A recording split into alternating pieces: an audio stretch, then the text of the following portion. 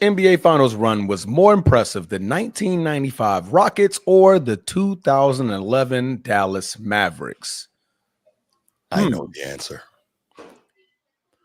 95 Rockets. That was Dream versus Lakers, right? Shaq. No, Shaq and the No, Magic. that was Orlando. Mhm. Which was more impressive? Rockets' run was crazy impressive. Remember that who run they beat was in the West. yeah. Leading up to, I mean, they swept the Magic, but remember what they did going up to the finals. Exactly. And then what they did in the crazy. Finals. Right. That run was crazy. Yeah, if you want to talk like run, it's Houston. It's Houston without a doubt. But that Mavericks run was really good too. If you look at who they beat, some damn good teams too. Yeah, they beat my Lakers. They beat in 5? Yeah, I think they beat us in 5. I think they swept us. Swept. I think we gentlemen swept us. Gentlemen sweep. Okay. If I can remember correctly. I mean, I remember it was JJ Barea flying from Andrew Bynum going through that paint, bro. Oh, yeah, he did. Flying. He's like, man, I'm out of here, bro. Y'all can miss this. Beat 4 teams. Yeah, so 57 plus wins, 4 teams. Like that's the best run since Kobe's run. Where he beat 4. I think they were just 50 plus win teams. It wasn't 57 plus all teams, but I think Kobe was the next up. 57s, right? That was a tough run, bro. That was a tough run. I'm gonna go Houston. You Sneed? Hakeem the Dream. The Dream. Yeah, I mean. So, do we have a consensus here? Yeah, I think it's one of the most impressive runs of all time. Okay, without a shout. Let me give you guys the correct answer. Both of you are right, and the reason you're right, it's not one of the most impressive runs of all time.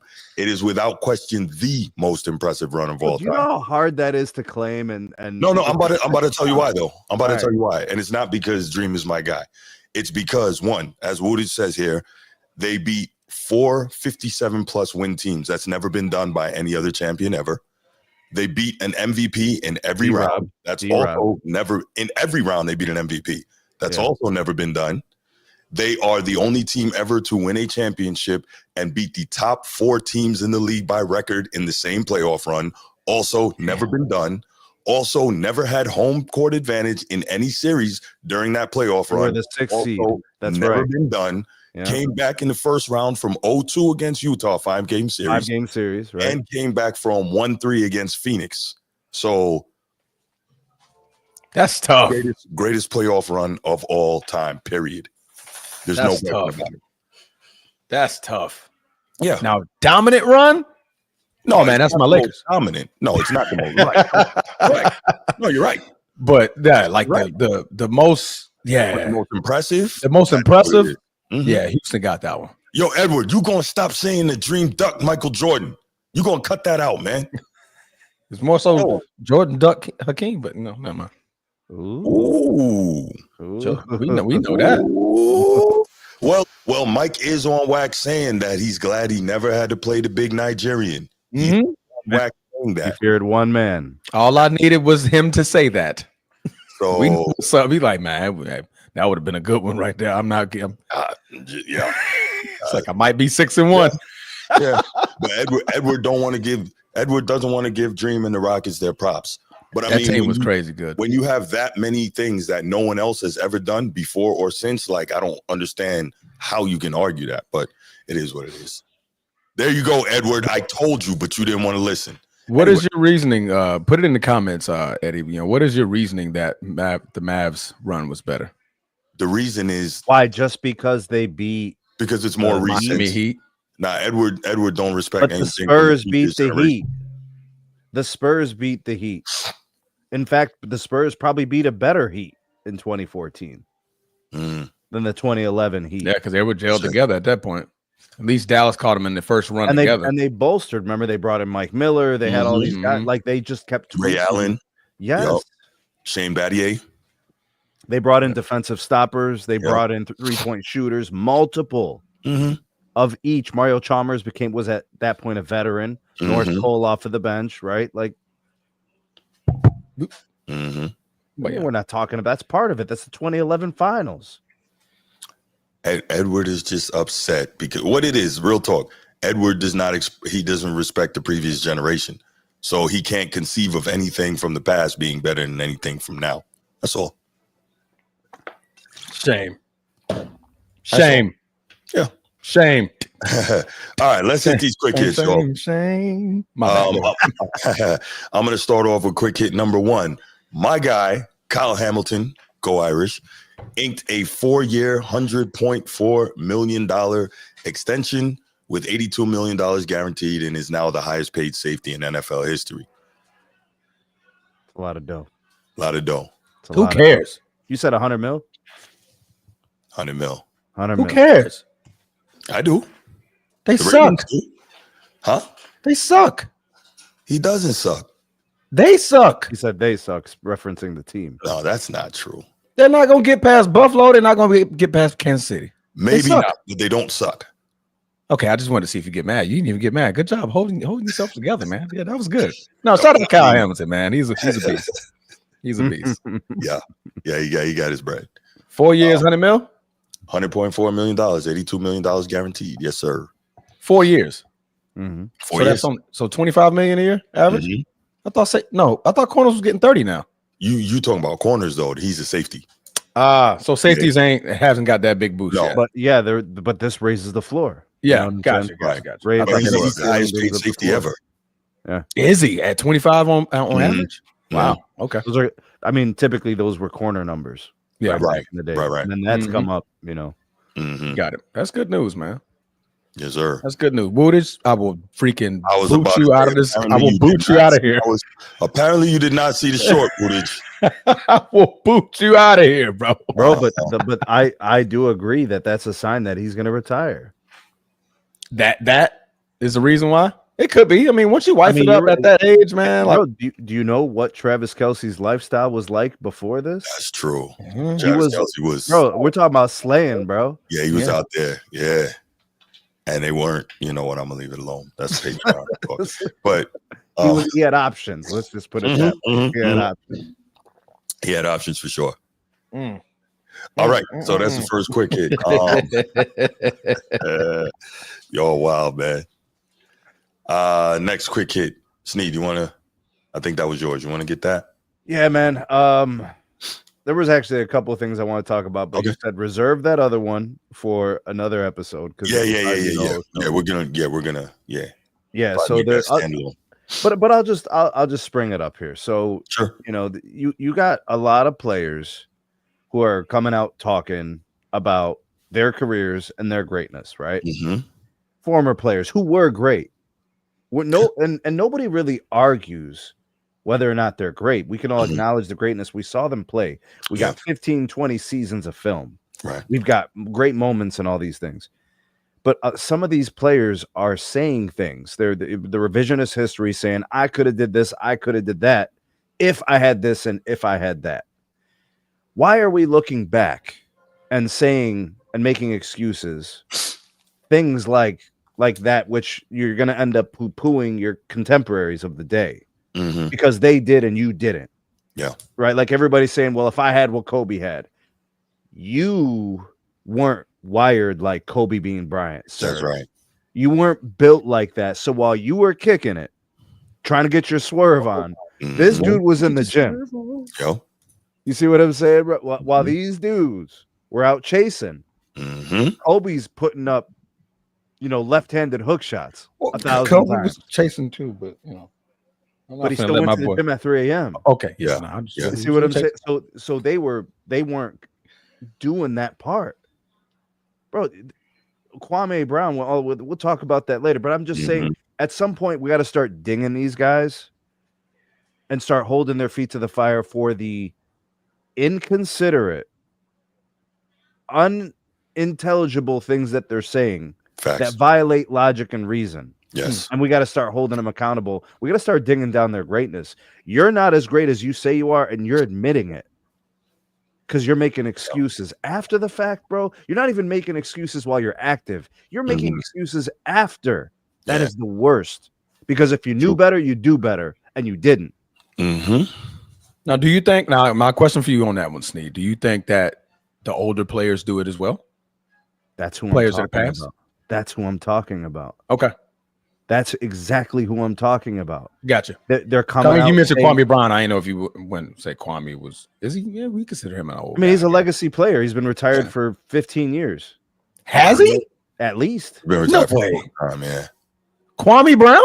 He's been retired for a long time. Bro, I don't. Sorry, 15 years is crazy. He was drafted by who? The Wizards? At least 10 years. He's been retired at least 10 years. So he was drafted with like Jordan and them. Jordan who? That's Michael. right. Yes. Kwame Brown? Played Yes, with Kwame MJ Brown was in drafted. Washington. Oh, played with it. You said drafted. I'm like, wait, what? No, I'm saying like when Michael went to Washington. Yeah. He was on that team. Kwame was Yeah. drafted. 2001, right? Dang. And he played 13 years. So, yeah, he's been retired for a long time. So it's been about 10 years. Okay. More than 'Cause that. I remember I met him at LA Fitness one day out here in Jacksonville. Yeah. I don't have a problem with Kwame Brown, bro. I think he's a G for some of the things he says because not a lot of people are willing to say those things. I don't agree with everything he says. Not everything, but he'll say it, right? Yeah. And there's logic and reasoning to some of the things he says. But you got these fools coming out saying things that's some of it's just straight up bull-faced lies. Mhm. Yeah. And other things are just they're trying to save face. You know, because they didn't reach the highest peak that they probably should have or could have or however you want to phrase it. They could have just did more, but it didn't work out that way. You don't need to make excuses though. Like Derrick Rose has happened. You know what I'm saying? Like there have been great players that just didn't work. It just didn't happen. You don't have to do that though. Definitely. Agreed. All right. Transformer, you got one? I got one more. Quick hit. Do I have a quick hit off the top of my dome? It's been rumors. It's been speculation. This Micah Parsons trade is actually getting a little interesting if you're a Green Bay Packer fan. Nah. It's been... If you're Jerry, you wouldn't trade Micah to the Packers. I'm reporting the news, sir. Reporting. I am the messenger. Don't shoot me, okay? All right. But there's been some rumbling, bumbling, stumbling. Brian Gutekunst had his interview today. I think it was today. Had his interview today about, the 53-man roster that we solidified up by 4 p.m. yesterday. And without being cued to it, he spoke of Micah Parsons. So it's been in conversation that he's mentioning that, well, with a guy like that, I mean, of course, we're doing everything we can to make sure that this is a legit possibility. So I'm not saying that there's a trade coming, but I'm just saying it's a possibility that something could be on the line of a Micah Parsons donning that green and gold, that beautiful cheese. What that cheese head at? What that This cheese is head not at? going to be this is not going to be another Reggie White. You could put that to bed. Yeah. Yes, If I'm Jerry Jones, I'm trading this dude out of the conference. Why would I do that? because we asked you nicely. Crazy. I wouldn't do that. But no, man, that's been it's been rumblings that it's more the more trade speculation is popping up, and Green Bay's name is at the top of that list of potential trade partners. We have the assets, we have the money, so could be possible. You know what? Last time we got a superstar defensive player, what happened? Charles Woodson, ring a bell? That worked out. Reggie White, that worked ring out. a bell? So did you call them or they called you? Who called who? Did Green Bay call them or they called Green Bay? You talking about the Cowboys? Yeah. Oh, no, this has just been in discussion. Okay. It's just been in discussion. Yeah. There's been no telltale of who called who and who's calling what.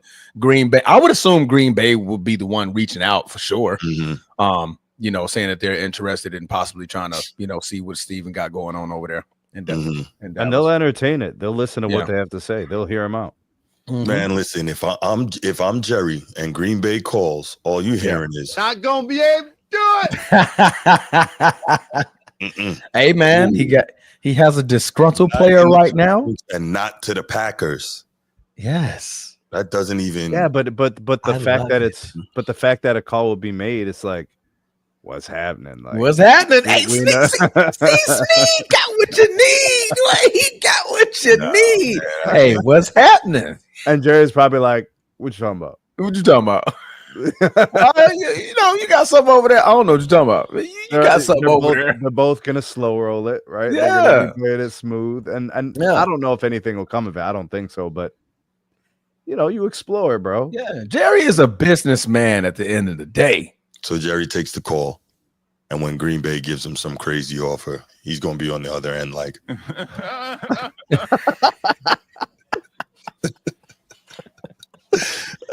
Saying, couple firsts, couple seconds. I think we can get the conversation started right there. Okay, couple first, couple seconds. What else? You need a player today, don't you? Right.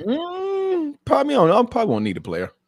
Mhm. We can throw him a receiver though. We'll throw him a receiver. We got a boatload of them. That ain't worth the damn, bro.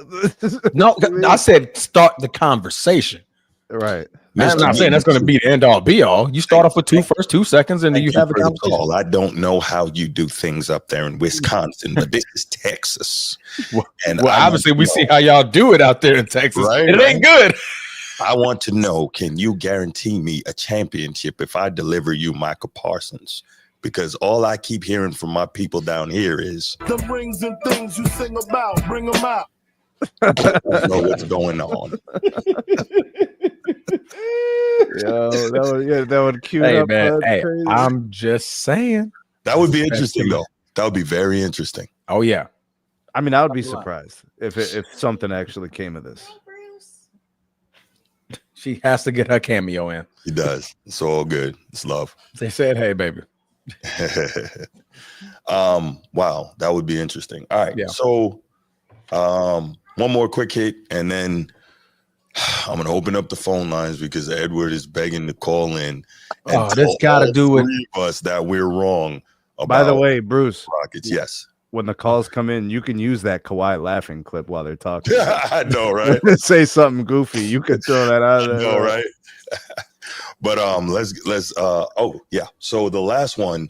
So I guess now these polls and rankings are, I mean, they do it all the time, but being that this year they seem to be even more egregious, CBS Sports has now put out theirs, and this is their top 25 players of the millennium, right? no. Wait, which Oh, league? there. Which league? CBS Sports of the NBA. They put out their NBA. top players Man. of the last NBA 25 bro, years.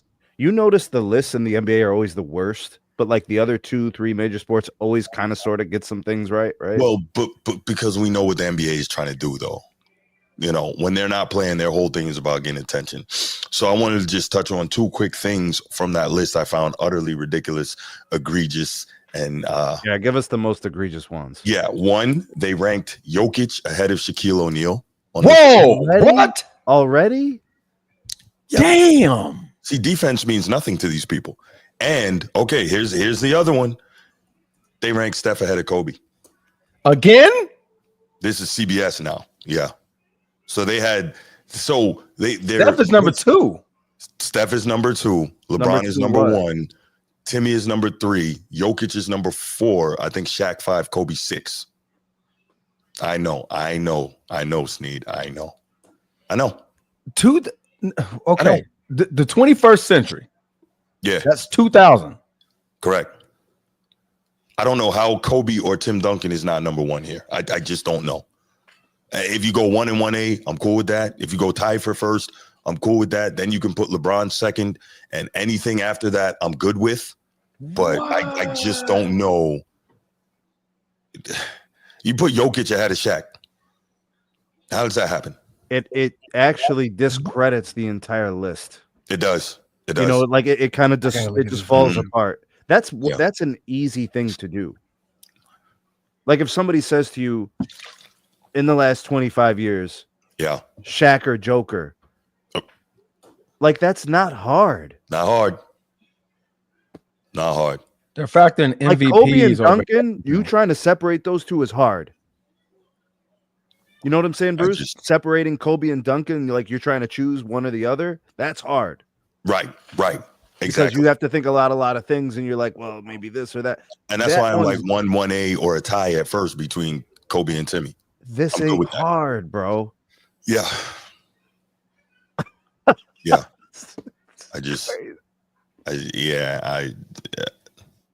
Wow, Woodage. Wow. You know, I would have loved that in the past, but I can't do it anymore, man. Not Embiid gonna just be doesn't able to play. do it. They're Right, factoring in. They're Right. factoring in Shaq's years in Orlando. They take away Orlando. Well, they have to, right? Because he played there from 92 to So 96. There was a they're lot trying of to say winning his after prime Orlando. was like 6 years. Oh, No, but but all his the greatness winning was lasted like after 6 years. Orlando. That's what I'm saying, Sneed. That's stupid because he was at his absolute peak. Absolute peak. The last beginning at the- 25. Thank you. Think about it. Shaq from 2000 to 2007 was, you know what I'm saying? Like, I don't Bro, know. Shaq's LA Laker years Yeah. stand alone in the Hall of Fame. Yeah, they Just do. ridiculous. They do. Just ridiculous. And even those, anyway. So, yeah, quick hit. That could be a topic in of itself, but quick hit. That is disgusting. So if you have watch Steph. Man Down Sports discuss that, he has a very good theory on it that all these lists now, their whole thing is rage bait because they're going to piss people off, and there's going to be some fan base that's going to be so Click on annoyed it. they're going to click it to see it, right? And so But it smart. is so egregious. That's not even It's absolutely close. egregious. Yeah, Jesus Christ. and you're gonna put Steph in the last 25 years ahead of Kobe. That's crazy. He put him ahead of everybody but LeBron. Crazy. Everybody but LeBron. Mm-hmm. I'm not even mad that they put LeBron first. That's valid, but like, Yeah, I think that's valid. what the hell? Jesus. Luka's already on this list. Bro, He's only been in the league for Transformer. 5 years? Guess what jersey I've seen 9 times in the last 2 days that kids are wearing right Luka now? Doncic. Luka Doncic. Luka Lakers. Okay. That's the only jersey I'm seeing the last 2 weeks is Luka Lakers, bro. I ain't seen a damn jersey from anyone else, bro. Any sport. I'm just seeing. Luka I'm in legend. Cleveland, bro. That is wild. Dwight Howard's on this list. Anthony Davis, Allen No, Iverson, Edward, I do not Tracy. think LeBron is supposed to be number one. I don't. They Like put I said, Shai on it's, there. But it's LeBron Timmy being number one or is not Kobe as egregious both. as Joker ahead of Shaq. or Steph ahead of Kobe. Right. All right, Yeah, so this is this was a nuts. quick hit. That, Maybe yeah, that's- but let's maybe move the on, quick hit. please. Let's You're move on. about, So to, you're about to give everybody a hernia with that one, bro. I This know, is right? crazy. Let's do this. We're gonna take one call. One. Edward, go ahead, call in so you can start whining, even though I told you what it was gonna be when we talked about this earlier. I told you what it was gonna be. You didn't want to listen. Jeez. You didn't want to listen. I told him. I mean, because LeBron won. Wow, Steph number 2. That's tough. Edward, what up, man? Man, what up, fellas? First and Eddie. foremost, what's up, brothers? How you doing, man? First and foremost, I'm see y'all back with the phones because I wanted, what I'm saying, say what I need to say. I ain't gonna be long. Just give me 5 minutes, Bruce. Just 5 minutes. Probably less than that. Anyway, first and foremost, man, let me give a shout out to me and my brother's nephew, Jordan, my son. Today is his birthday. Let me say happy birthday to you, son. I love you. Shout out. birthday, man. Jordan. Oh, happy birthday, Jordan. Man, appreciate that. Yes, You know indeed. what I'm saying? Yeah. Happy So let me go and get that. Yeah, man, appreciate that. Now hey, do y'all remember how Martin told bruh man, hold up? Mhm. So hold up. Let me say what I need to say. Bruce, Sneed, and Transformer. I Yep. will give it to y'all. I will give it. No, you won't. Team Elijah one. Team Elijah, man, look, pardon the left. Let me just say that. Pardon the left. I don't duty. I ain't the one. Transformer ain't the 2. I ain't the 3 either. Not gonna be able to do it. Hey, look, pardon the left, man. Pardon the left. No Diddy, pause, all that. Blah, blah, blah. Hakeem Olajuwon did what he did. He won without a second consecutive superstar on his team when he won those chips. Okay, let me All say right. that. Mhm. Okay. But Starting Hakeem off Olajuwon calmly. got to duck Michael Jordan. Michael Jordan was not in basketball shape. He only played 17 games How's that ducking him? that season. That's Let not me ducking finish, sir. anybody. Team was Hold on, there. let me MJ wasn't finish. Can I there. finish? Whose Can I fault finish? is Can I that? finish? Can I Yeah, go finish? ahead. Can I Notice finish, people please? keep cutting you off when you lie, Edward, but go ahead. No. It's just that basically it's just you say one little thing and then bam, they ready to get in their feelings and talk over you. But Because anyway, you're lying. Because it doesn't make sense. Hey, yo. Again, he only got the chance to play 17 games that season. Anyway, That's now, not Hakeem's fault. A reason why I chose the 2011 Mavs, Okay. Oh, they did. you had they what they did was very impressive. They got to knock out the defending champs. Kobe Bryant was in his prime. No, he wasn't. Even But though go they ahead. did knock out, they knocked out, the Portland Trailblazers. Lamar. They had Aldridge and Brandon Roy. I hate he couldn't stay healthy. That's got that one out of the way. Then they knocked down a young Kevin Durant, James Harden, Russell Westbrook. They That were in was the finals the extended. next year. Man, can I finish, Sneed? Bro, this was we talking about 2011, not 2012. Again, he got to knock them out. And then not only that, you took down a super team, the Miami Heat. I mean, okay, Hakeem Olajuwon played. Who did he beat? I mean, to get there. I mean, the Suns and who else? Even Jesus, though, you hey, gotta know who the hell he was. I mean, they not. I'm just Go ahead, saying. go ahead and cook, bro. I'm just saying, getting out under Bruce's skin.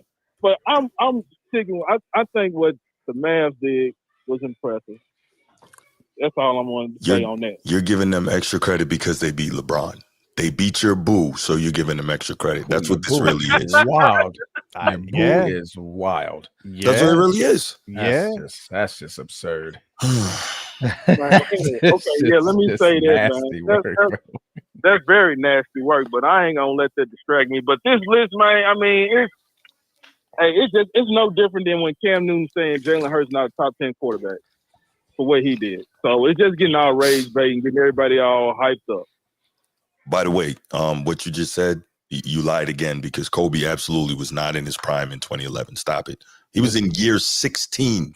Year 16. It was already that means he was wait. That means he was okay. But he still took down defending champs, sir. Okay. He still took them down. But I want to clarify you because you like to tell them down. untruths, bro. Bruce, I just gave your boy Hakeem Olajuwon his props. He won without a second.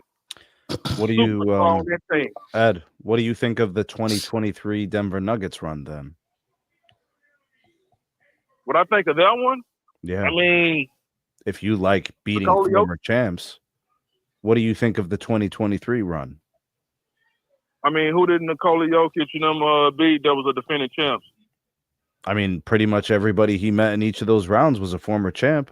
Golden State and everybody. I think Golden State was the reigning champ at that point.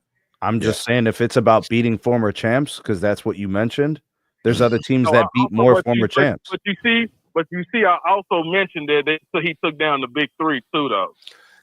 That's what it keeps getting back to. But that's the bottom line. That's the bottom line. Is you're impressed by the Heat because up to that point, it wasn't that impressive.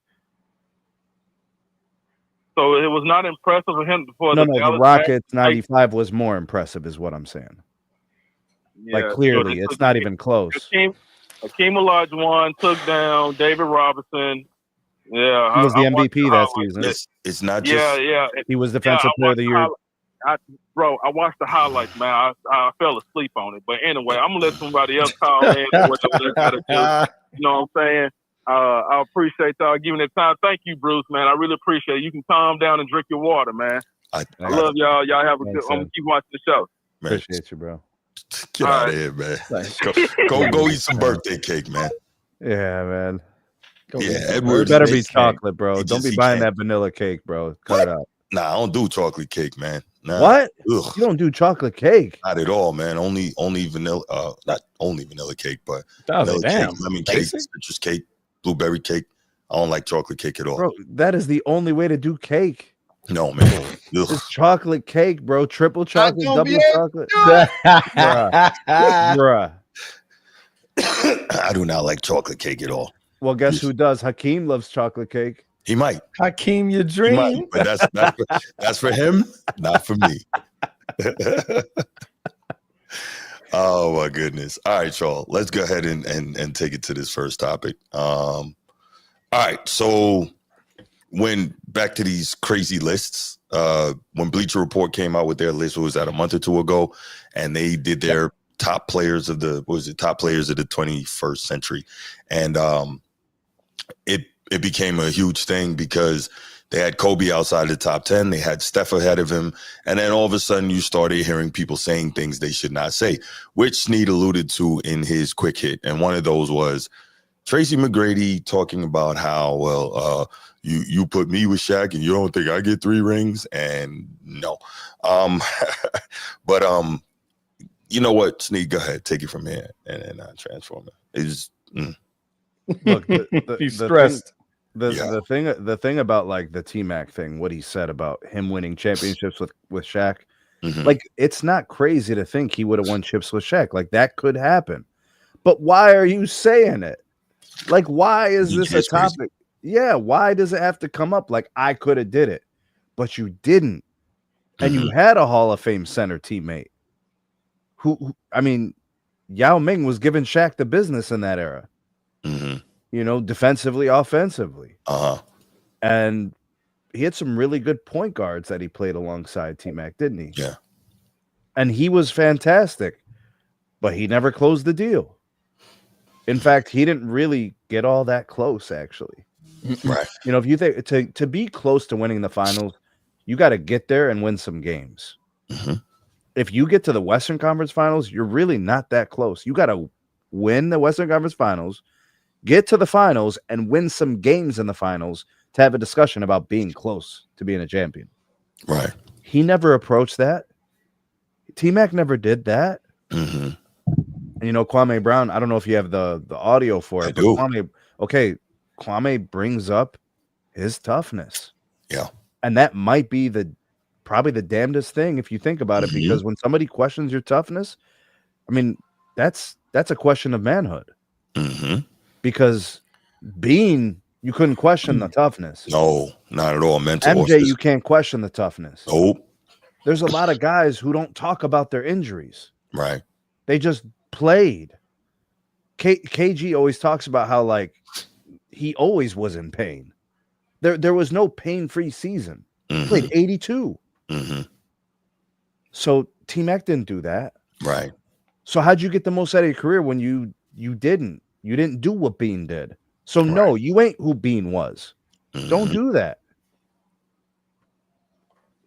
Oh, my reply is very, very simple. Go for it. You never won a playoff series in the discussion.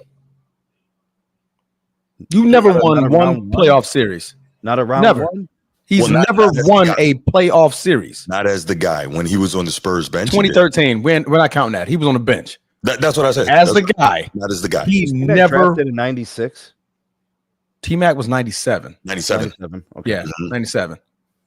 Never won a playoff series. Stop talking. I'm sorry. T-Mac was a great player. Great player. He was. Great player. I'm not taking away from his greatness. But don't start talking to me about what you could have won when you didn't win a playoff series in your entire career. Transformer. Look at the misalignment.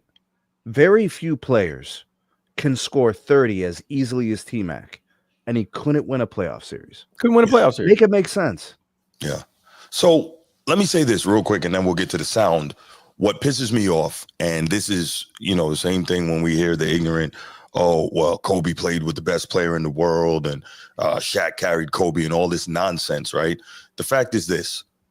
If you put McGrady on those teams, can McGrady carry the Lakers when Shaq is out injured? Can McGrady carry the Lakers through those grueling Western Conference playoff series that Kobe carried the Lakers through so often? Yes, Shaq dominated in the finals. No proof. No proof that T-Mac could have did that. No evidence of it. Nothing. And that's the difference. Never won a playoff series, so I would believe it. Exactly. So why would he? Like, this is a time McGrady should have just chilled and been quiet. Yeah. So when Shaq got fouled out against the Pacers, see, he got fouled out, right? What did Kobe do? Kobe said, "Don't worry about it, big fella. I got it." Right. T-Mac, you never won a playoff series. I don't believe you could do that. You've shown me no reason to say you could have done that. You could have said, look at Shaq dead in his face and said, "Don't worry about it, big fella. I got it." You know, it just occurred to We me. got this. When Kobe did like this, right? When Shaq fouled out, Mm-hmm. did LeBron bite that? No, a little more. No, just like I'm taking my talents to South Beach, and then Rich Paul tried to tell us that LeBron was ahead of his time in saying that because no one had said that before. It just occurred to me. Kobe did this like quiet down. Right. LeBron's is like a shutdown. Like, yeah, but like that's what I'm saying. Adding a little oomph to it. You know what I'm saying? Like that move that LeBron done is called the showstopper. Is that what it is? It has a name. It's called the showstopper. Yeah. What Kobe did was show a calm, quiet. Yeah, it was a quiet in the storm moment. You see what I'm saying? Okay, yeah. That's have no fear. Right. The Mamba is the Mamba's here. Right. Well, that's pre-Mamba, but I get your point though. Yeah. But yeah, I just thought the flow is here. It almost seems to me like LeBron took that and said, "Well, how can I steal that?" No. Let's not do that, Bruce. Let's not do that. Well, he stole. I'll take my talents and try to say that he came up with that. So why not? So Kwame Brown had a soundbite. Yes, let's play the soundbite. Thank you, Transformer. I got it. I appreciate you, man. Thank you for welcome. reeling me back in, brother. That's why we love you, man. All right, let's go. So here's Kwame Brown talking about Tracy McGrady. Never play for that, and that's why you ain't never win. You want to sit up here and snicker and kicker about somebody else like you was somebody great. You was a goddamn naturally God-given talent that didn't work, you punk. And when Kobe got around you, he zapped your energy. He even said it. You were one of the most offensively gifted players he'd ever played against. He even said you gave him problems in one-on-one. But guess what he said about you? Even he said you were lazy. You would get hurt in workouts.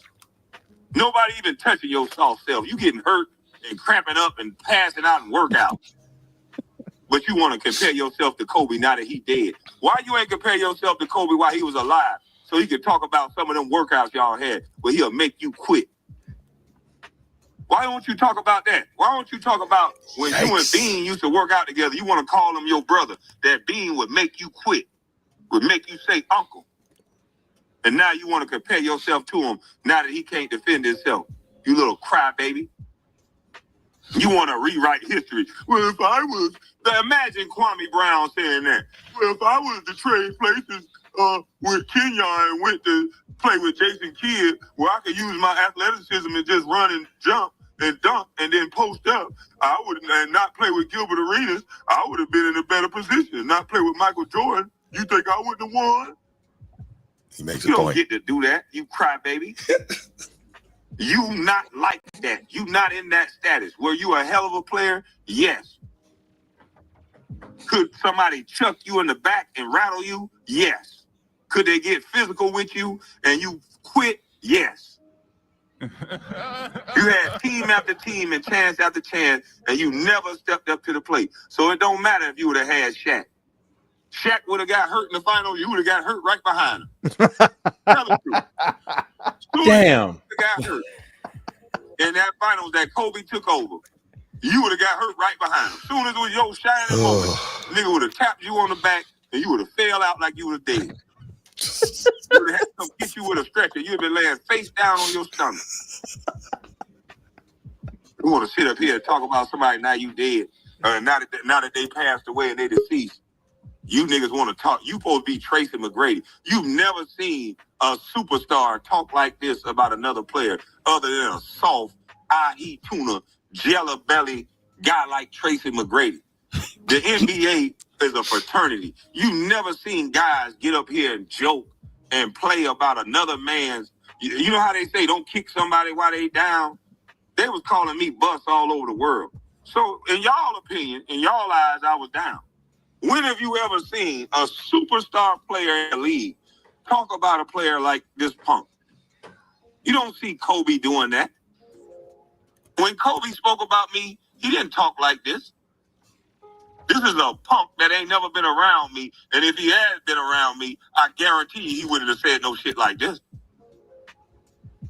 Because he would have went up. This lazy ass soft punk. Tell me when I'm telling lies. Wow.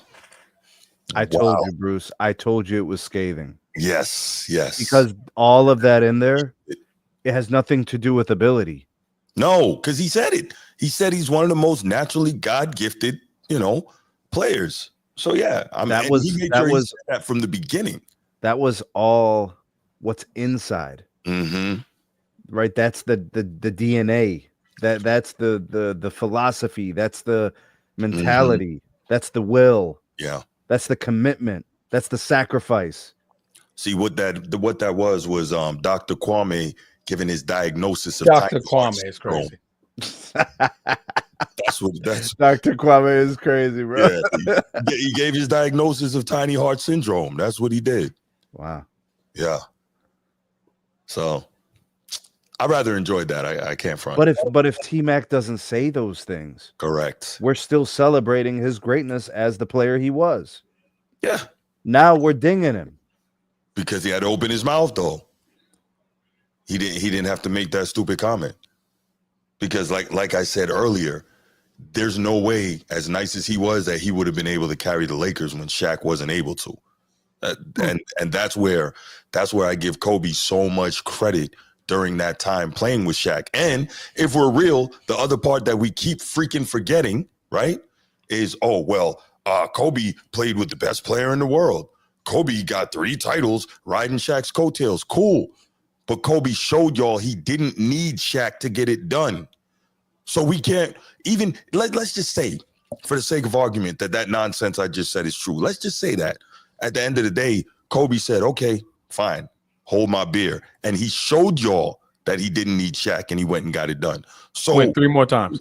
Right. So shouldn't that argument be out the window anyway, even if it was true? It is. I mean, I'm just... It was out the window. And look, y'all know I'm no Lakers fan. Y'all know. Come on, man. Bro, hold up. Because the thing about Tracy McGrady, yes, great. He's such a great offensive talent. Right. Offensive talent. What's the other thing that you have to do in basketball? It's offense and what? What's the other thing? Starts with a D. Defense. Defense. Yes. We forget Kobe was first, second team, all defense too. Come on, man. 12 times. So when Shaq sat down, first team, I'm the best defender and best player on the floor. Right. Best offensive scorer on the floor. Right. Both. That takes. Bro. Yeah. That takes mental fortitude, grit, grind, and the want to. Hard work, hard ethic. The fro mentality was real. Yeah, no doubt. The Kobe fro was for real. I'm about to give you 30, and you about to be struggling heavily on the offensive end because I'm checking you. Tracy didn't do that. There's no proof. 0-8 in the playoff, 0-8 in the playoffs. 0-8. Mm-hmm. Never won a playoff series. Orlando, Houston, or Atlanta. You were even in Atlanta. Couldn't give. Come on, man. The Spurs thing, I'm not counting that. He played 31 total minutes in the freaking in that playoff series. He scored 0 points. He was 0 for 7. Right. For an entire playoff run. So I'm not factoring that in. He's 0-8.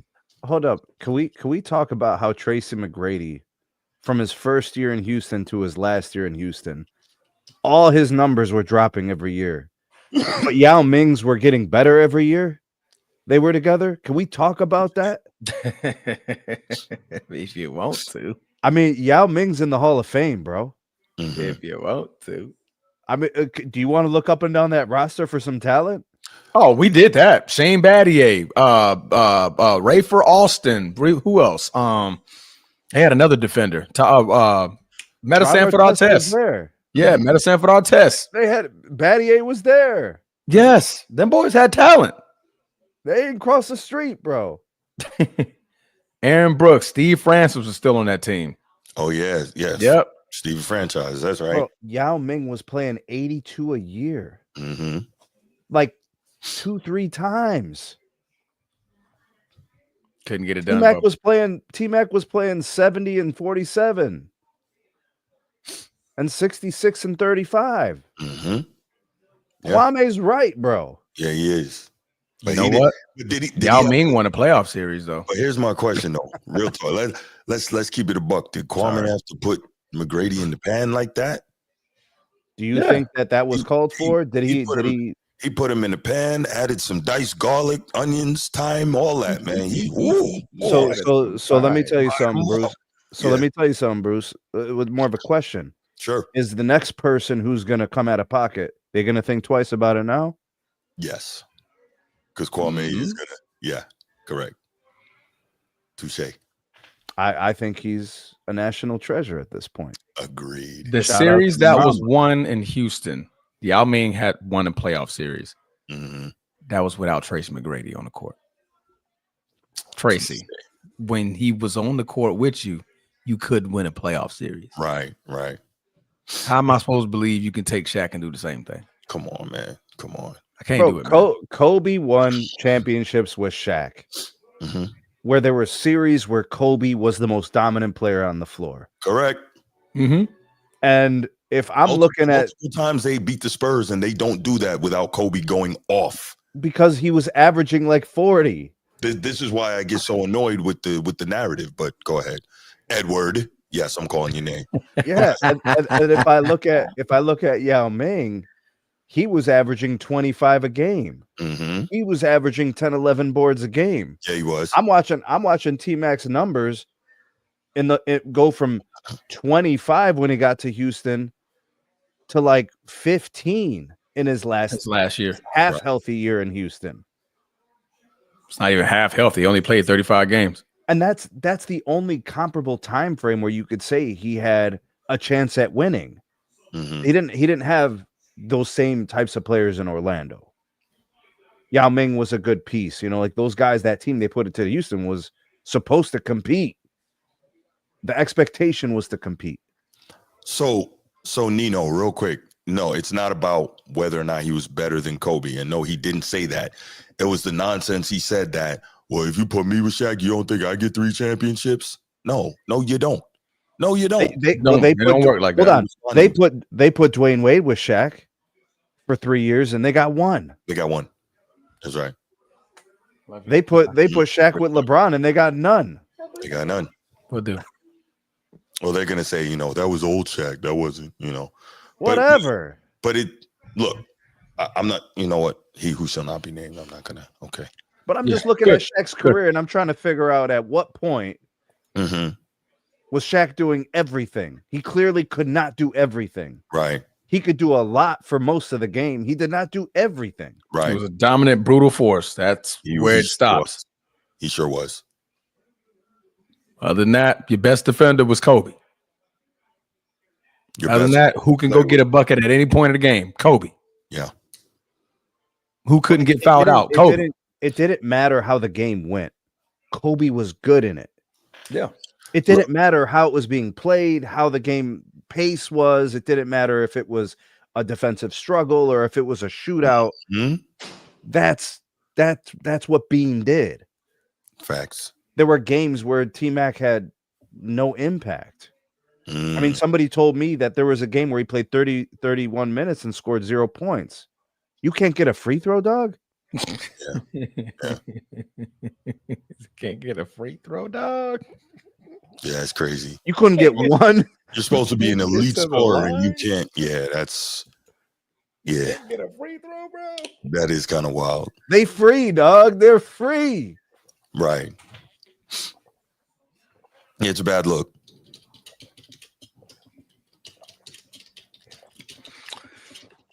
Nonsensical conversation to be had, when you're talking championships and you never won a playoff series. I end the discussion there.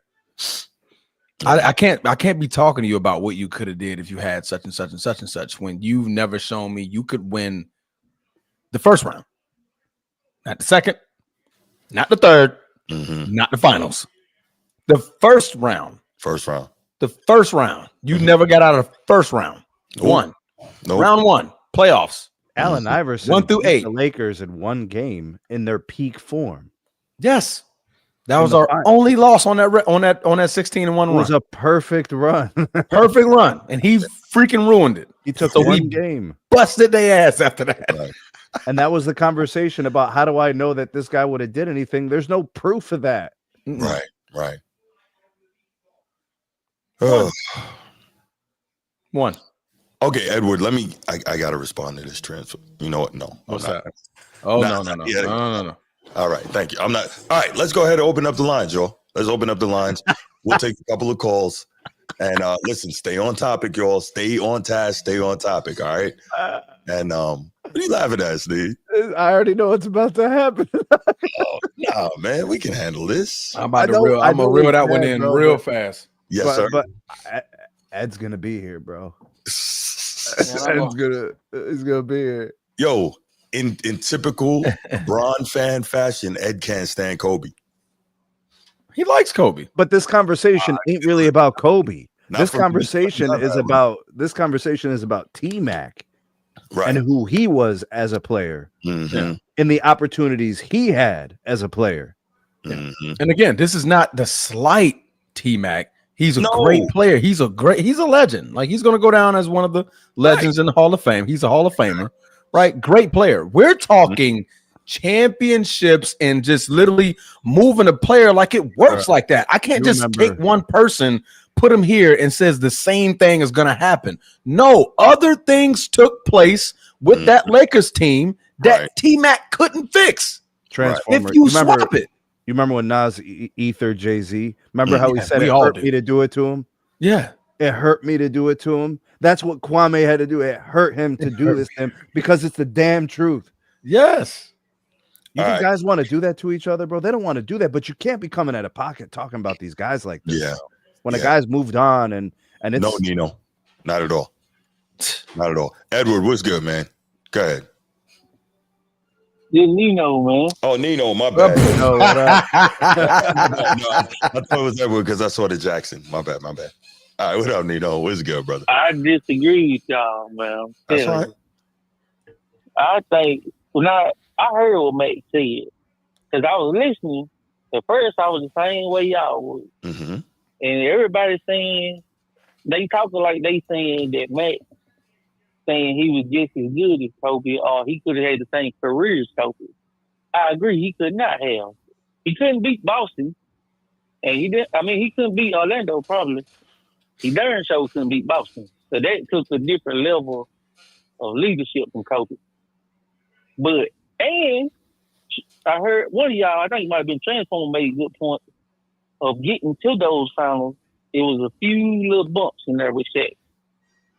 But everybody don't do that. See, we pick and choose when we want to go straight to the finals. I think T-Mac and them going straight to the finals. You put T-Mac in place of Kobe in them finals, they win in them finals.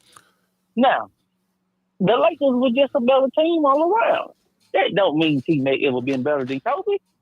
That's not how winning a game, that's not how it goes. It's a team. The whole team was better than every team they faced. Jason Kidd and them was pretty good. Mm-hmm. Reggie Miller and them, I just went back and watched AI because AI my favorite player. AI and Kobe was close. Mm-hmm. But in that year now after that, I don't know what happened to AI. Kobe turned into something else. Right. But in 01, AI and Kobe was close as you get. Shaq and Mutombo, that wasn't close. Shaq and Matt Geiger, then the system that the Lakers run, T-Mac could do what Kobe did, if healthy too. There's a lot of ifs. So I get why y'all don't like it. A healthy T-Mac could do those things in that system with Phil Jackson. Because him and Kobe used to work out together. Now, the 81 Kobe, the leader Kobe, that led them to the Boston Magic? No, absolutely not.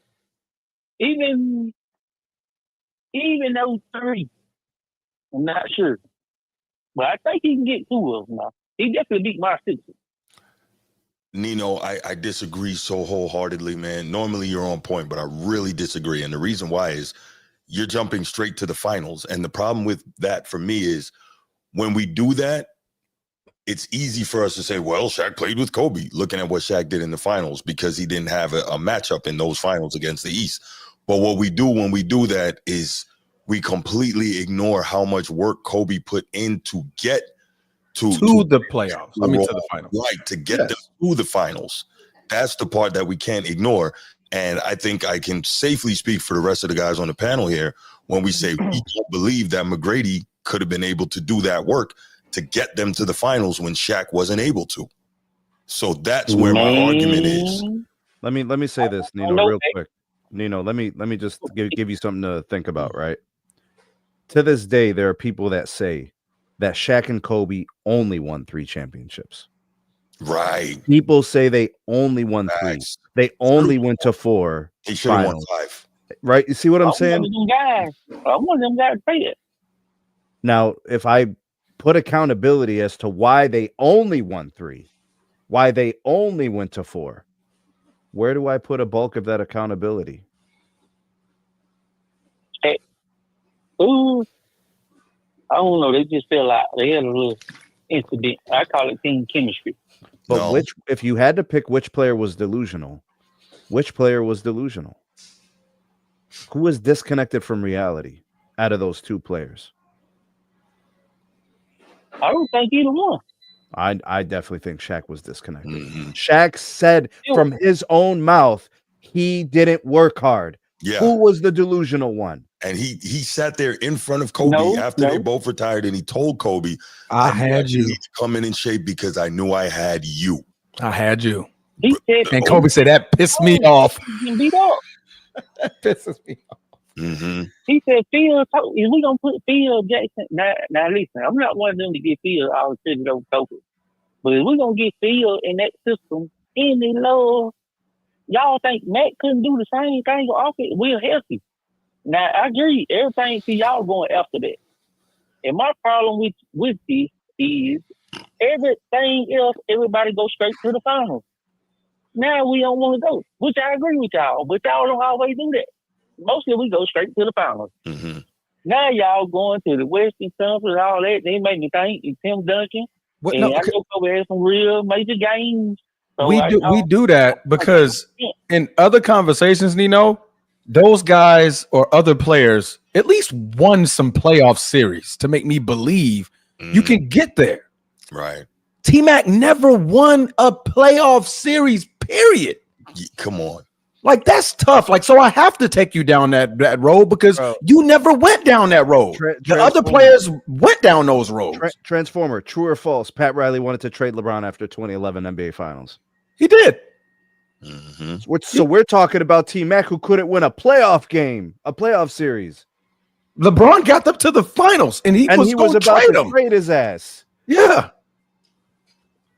I ain't saying he the same leader. Kobe didn't have to be the leader at that. That's what I'm giving y'all. I'm saying 01, 02 now. I'm saying y'all, I think y'all going beyond that. I'm saying with their teams they had with Shaq, Robert Horry, T. Lou, Buck B. Shaw, Glenn Wright, them Eastern teams. Gotcha. Which it ain't fair to Kobe, and I said Kobe. I know what y'all saying. But I don't like most of the time we go straight to the final. Then y'all put this in my defense. I can't really say nothing. Because I know what Kobe did in the Western Conference now. So I get the point y'all making, but y'all is basketball. I know it's what y'all saying. But the way y'all putting it out there, y'all gonna have people that don't know thinking teammate wasn't like that. But no, that's not what we do. I think that we all gave him credit for being the outstanding player that he was. And the flip side, this T-Mac didn't defend. So like automatically you already know for me, that's a huge problem. It's not that he didn't defend. He just wasn't a great defender. He wasn't Kobe. Kobe wasn't great. And Kobe's defense is part of the reason why there's 5 rings, bro. Yeah. When you put y'all might got me. But I just want to put some little respect on Matt. No, absolutely. I mean, T-Mac, great player. Absolutely. Yeah, he was. Yeah. I ain't comparing Matt to Kobe. Now, Kobe, great defense. Hey, well, y'all might have got me tonight. Kobe, talk about defense. Excuse me. Yeah, but hey, I'm gonna enjoy it. I can't when you put Western Conference in there, I'll say this, y'all got it. Because if you put Western Conference in there, Right. and I add defense side of the ball, I might gotta agree with y'all on that. All right. I might gotta agree. Nino, I gotta let you run, man. Let me go ahead and take this call, man. I appreciate Thanks, you. Nino. Appreciate you. Salute, bro. Caller from California. Who's this? Yo, this is Sean. Sean, what up? Save your number, man. Bet. What's up, Sean? How you doing? I'm good, man. What you How got? about yourself? Maintain it, man. What you got on the topic? Man, I respect T-Mac. You know what I mean? He was a big rival for Kobe, but man, you're not on Kobe's level, man. I'm just gonna keep it 100, man. As far as two-way player, you're not better than him defensively. I mean, yeah, at one point you were matching up like with Kobe offensively, but still, I mean, shoot, Kobe did more despite you being talented. Mm-hmm. And yeah, man, Kwame. I'm just gonna keep it real, man. The dude's the wrong messenger to talk about all that because what he did for the past several years, man. Making excuses for his bus life, but yeah, on this regard, he's 100% right. Mm-hmm.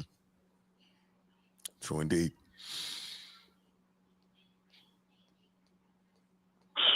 I mean, I don't know why people really be trying to compare him with T-Mac with Kobe when he hasn't won no playoff series. He hasn't even tried to even like go up the ante in order to win important games. Like, yes, man, like T-Mac is clutch, but again, he's like, I don't know how. Hold up, Sean, real quick, Sean. Oh, I don't think any of us, I don't think you, me, anybody here, I don't think any of us are going to even entertain Kobe and T-Mac comparisons. This is just this is simply about you could take anyone, plug and play, and all of a sudden you start winning with Shaq. That's what this is about, right? We know where Kobe's at, right? Right. This is about man, like, Shaq is so great and T-Mac is so great. Mm-hmm. They would have instantly won. It would have been like instant pudding mix, like add water. No. And it's not that. Right. Yeah, on that regard, that's far from the truth. Like, people gotta realize that Kobe Bryant was the one who pushed Shaq to win those during that 3-peat. Not Shaq pushing Kobe Bryant did that. It was Kobe who did that. Mm-hmm. Kobe won more than Shaq. Shaq has said that after that 2000s run, I'm good. Mm-hmm. He's kind of like what Anthony Davis did when, during that 2020 run. He said, man, I'm done with getting the championship. I'm good. Mm-hmm. I'm just going to live good in LA. I'm just going to continue scoring, get my stats up, and just have a Hall of Fame career. Kobe did not say. Kobe's like, hell nah, man. I'm getting that championship. Man, the reason why Shaq won so much, the reason why Shaq won so much and had so much individual success was because he was so big. And the reason why he didn't win more is because his mentality was, I'm so big, I don't need to work. It's crazy to think about the thing that gave him his greatness was the thing that kept him from being greater. Yeah. Yeah. I'm also going to say that another reason why he did not win that many championships because he underestimated his competition. Like, at the time, Shaq was the last Mohican because of that 90 centers. Are you talking about the Hakeem after the Hakeem series in 95? Yeah. Yeah. Yeah, it's like after that, he's like, man, like, I know there's always an excuse. With Shaq, there's always an excuse. Always. That is true. My hands are too big. The free throws. They're fouling me. I had Kobe. I had the best player. Why would I work hard? It's always an excuse. You know what, though? Rick Barry, and Shaq admitted this, Rick Barry offered to teach Shaq, the toilet bowl free throw thing. Shaq was like, he wasn't going to do it because it doesn't look cool. But imagine, imagine if he got up to 65, 70% from the line, how many more points he has.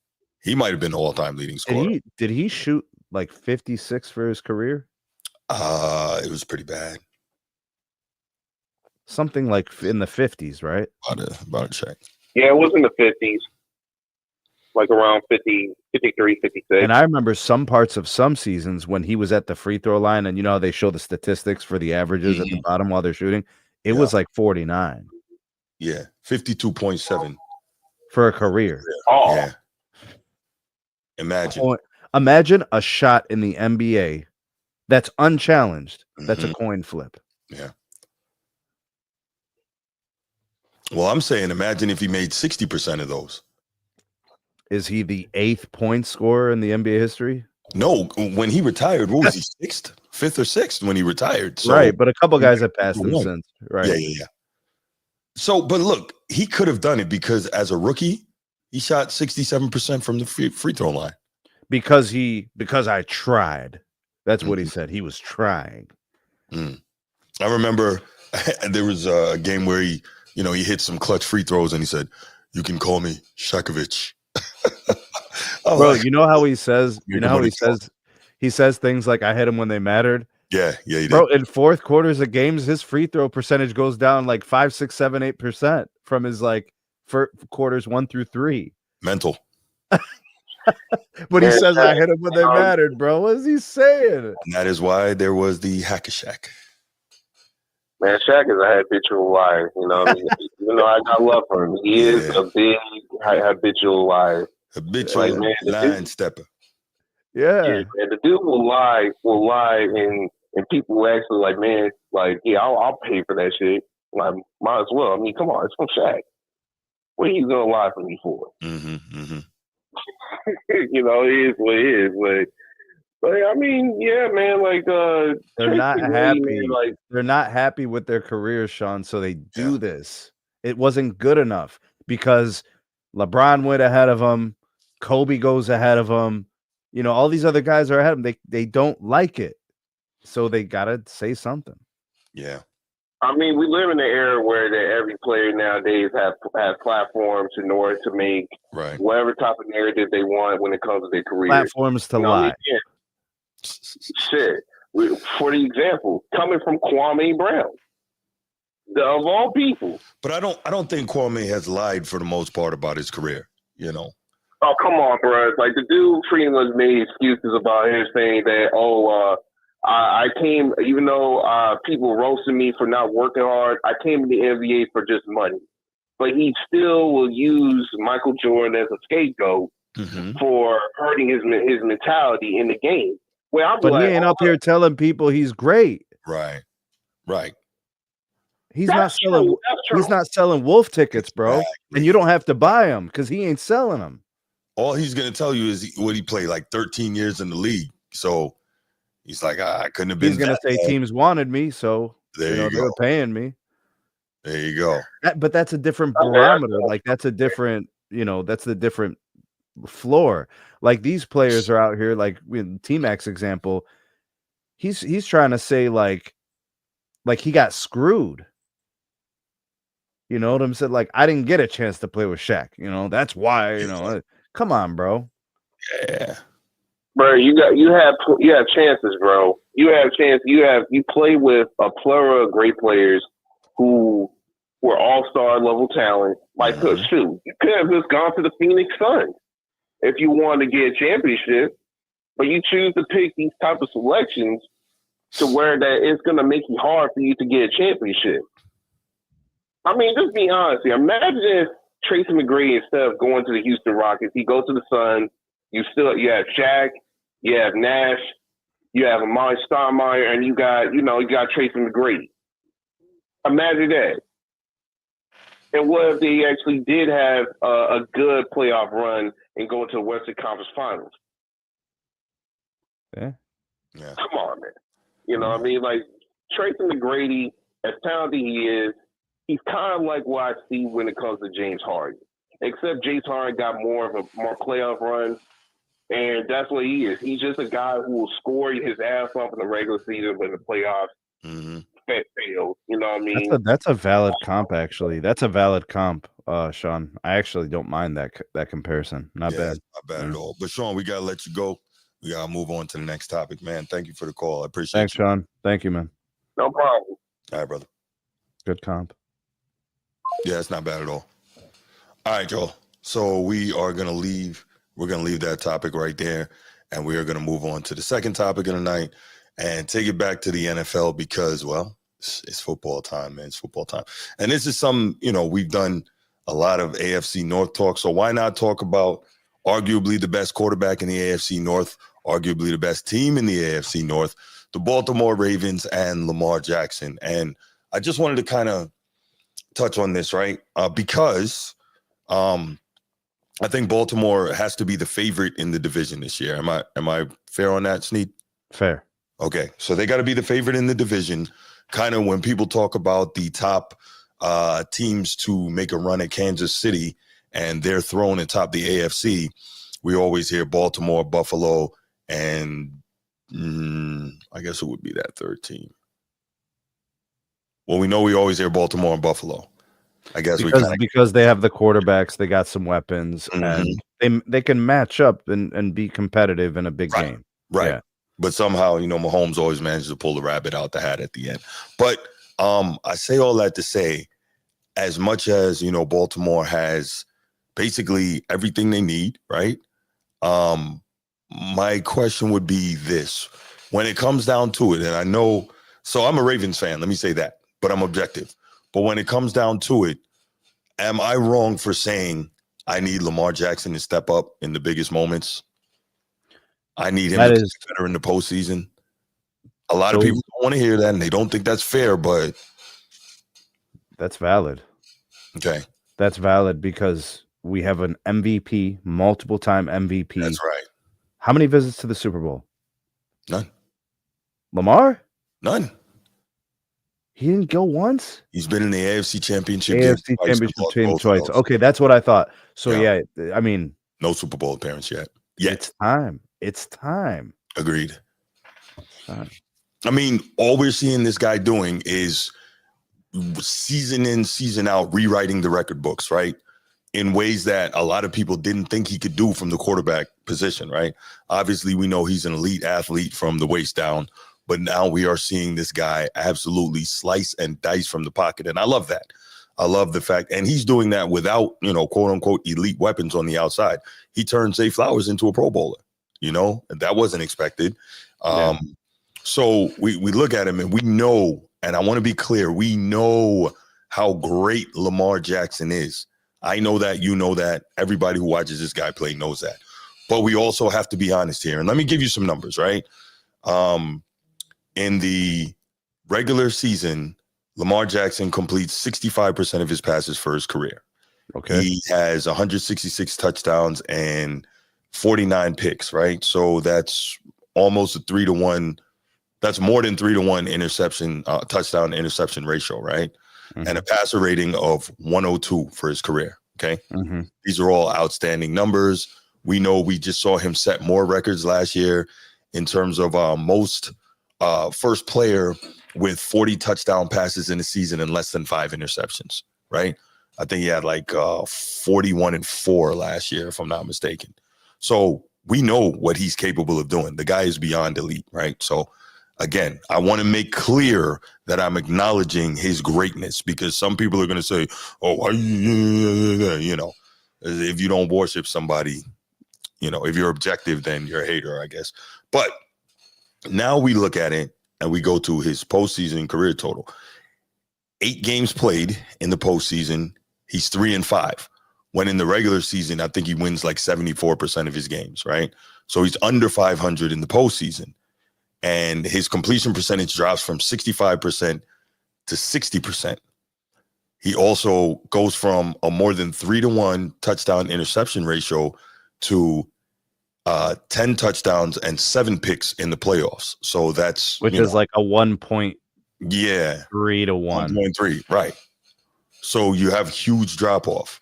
And a passer rating goes from 102 in his career regular season to 84.6 in the postseason. And actually, Bruce, all those numbers you're naming are lifted by last year.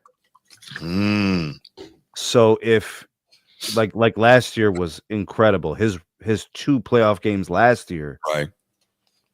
Like it was a 4-to-1 TD to interception ratio, right. right? He got The busy passer rating was 122. Like if he didn't have that breakout playoff run, I mean, we're talking about pass ratings of 63, 68. There you go. You see what I'm saying? Like, but the last two playoff runs have been very good, like compared to the previous ones. So we have to assume what are we supposed to expect now? If he leveled up in 23 and he leveled up in 24, what's left to do? It's frustrating, but here, my greater frustration is this stuff should be obvious, but when you point this stuff out, you get attacked for not being down or going at the brother or hating on the black man or, you know. Bro, Lamar Jackson is winning league, but I'm not. Lamar Jackson's winning league MVPs. There's nothing left to do but get to the Super Bowl and win. Exactly. So my expectations are based on what he's shown us that he's capable of. It's like I give this example all the time, right? When you are a very good student, right? If you're an A student, and you know this, you're a teacher. When you have A students and you get B work from them, a B is still a very good grade, right? But you know the student depends who the student is, right? Because you know that student is capable of giving you A work. So you're like, yo, what is this? You know, what are we doing here? Even though a B, still a very good grade. So it's like, okay, with Lamar, we know his level of greatness. We know what that is. So when we get frustrated and we don't see it, and we see all these turnovers in the playoffs, and what do we know? When you lose a turnover battle in football, invariably you lose the game, plain and simple, right? When you lose the turnover battle, you lose the game. And Lamar Jackson has a turnover problem in the postseason. I mean, that's not my opinion. That's just a fact. For instance, everyone talks all the Lamar apologists love to talk about his legendary second half against Buffalo in the divisional round last year, but they ignore the fact that if he doesn't have two turnovers, right, then he doesn't have to have a legendary second half. So, I mean, well, they coach the game different. They call the game different. They hold on to the ball in a different way. Maybe the running passing ratio is different. You're not taking certain chances. Right. And then obviously his stats would look different too. He wouldn't be compiling all those yards. You'd be like, oh man, he threw for 300 yards that game. Well, right. He didn't get the win and he threw for 300 plus yards. What if he only had to throw for 219 but got the dub? Right. Well, I don't think he's a guy that's looking for stats. I don't believe that. No, not him, but it's those guys that'll talk about the stats.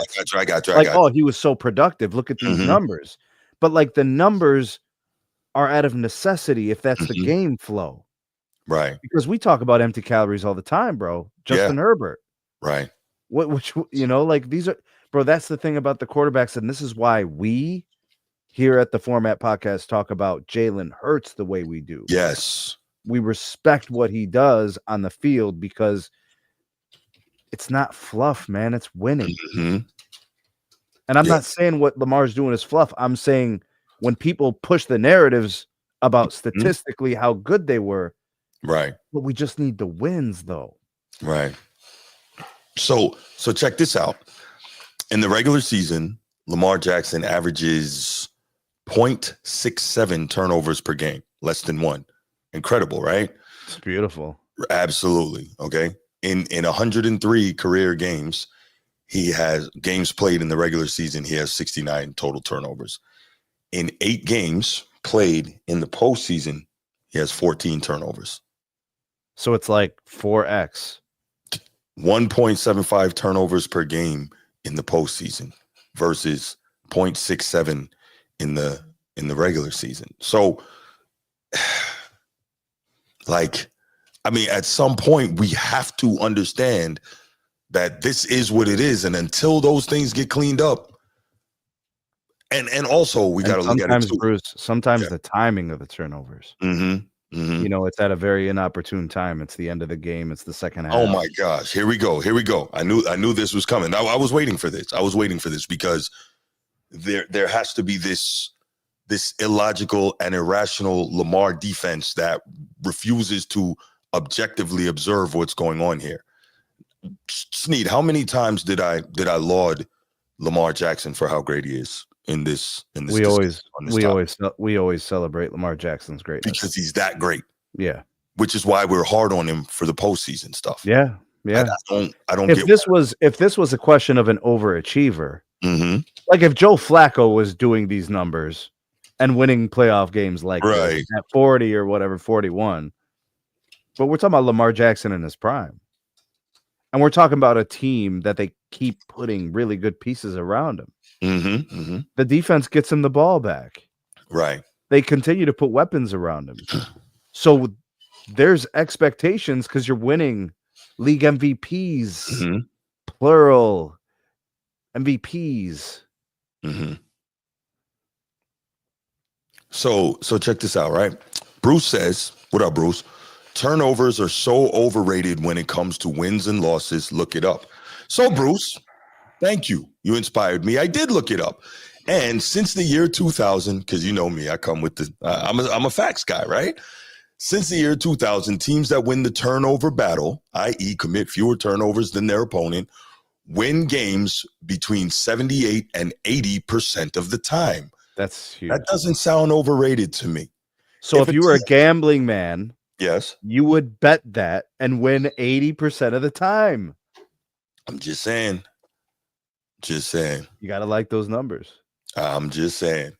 Right? But let's go on a little bit. And again, this is not me trying to take shots at Lamar, but since Bruce want to come for me, if a team is +2 in turnover margin since the year 2000, that win rate jumps to about 85%. So when you say +2, that would be like 2 more turnovers in a game than the opposition.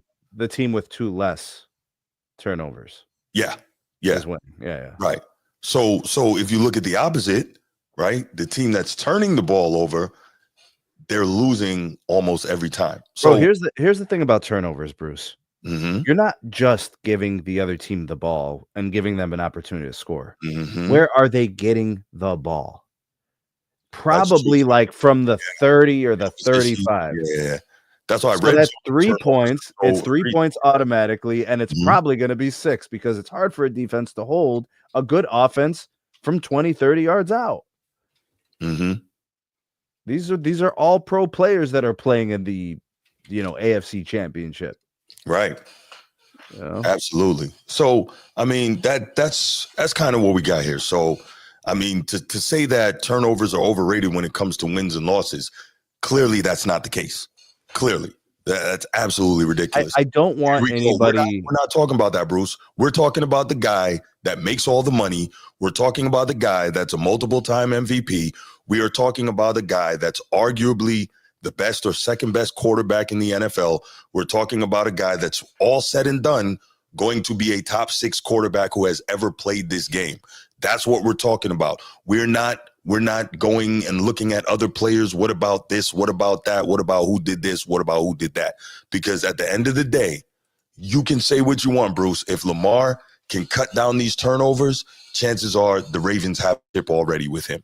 You know that, and I know that. I know turnovers, you expect, and that's fine. But turnovers, you're being continuous. Bruce, turnovers in the NFL is not turnovers in the NBA. It's just not the same.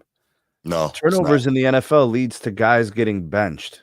Turnovers in games in the NFL lead to guys losing their jobs. Woodage is right with you. He's right with you. Yeah, it's true. Guys get benched, guys get cut, guys get traded, guys get fired. Mm-hmm. Yeah. Bruce, I understand it's a team game. It may even be the ultimate team game. But if that's the case, why do franchise quarterbacks make so much more money? Why is the MVP almost exclusively now a quarterback award? But these standards, I get it.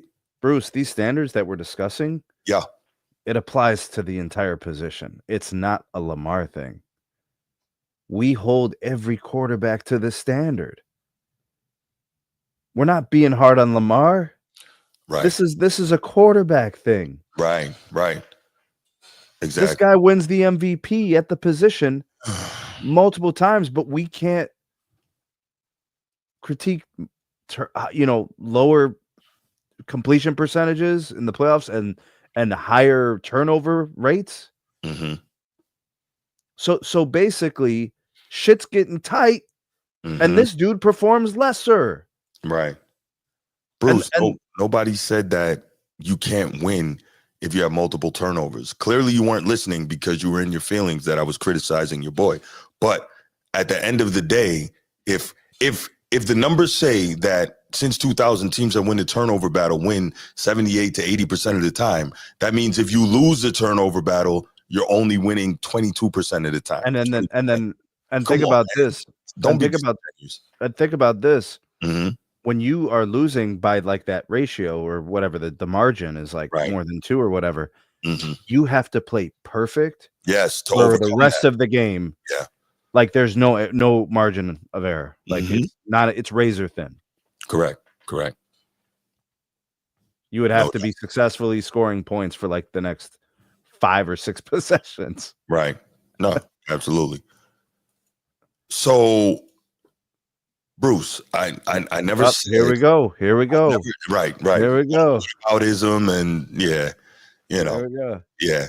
Shout out Kevin Samuels. But nobody ever said that Lamar was never going to win. That's not what we said. But I think, I'm not going to speak for Sneed. What I'm saying is, to the level that he has shown us he's capable of, he probably could have won already if not for this. I agree, but I still expect him to win at some point. I'm not on the side that says he won't win. I'm saying who's on that side? There's going to be a breakthrough, at some point. And I've said that multiple times to Bruce. But wait, who's on the side that's saying Lamar is not going to win? Who said that?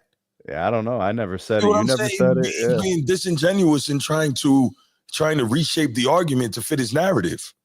Notice he keeps going to different things when I'm dismantling each one of his nonsensical points. I think Brucey is, he's a Lamar defender. Yeah.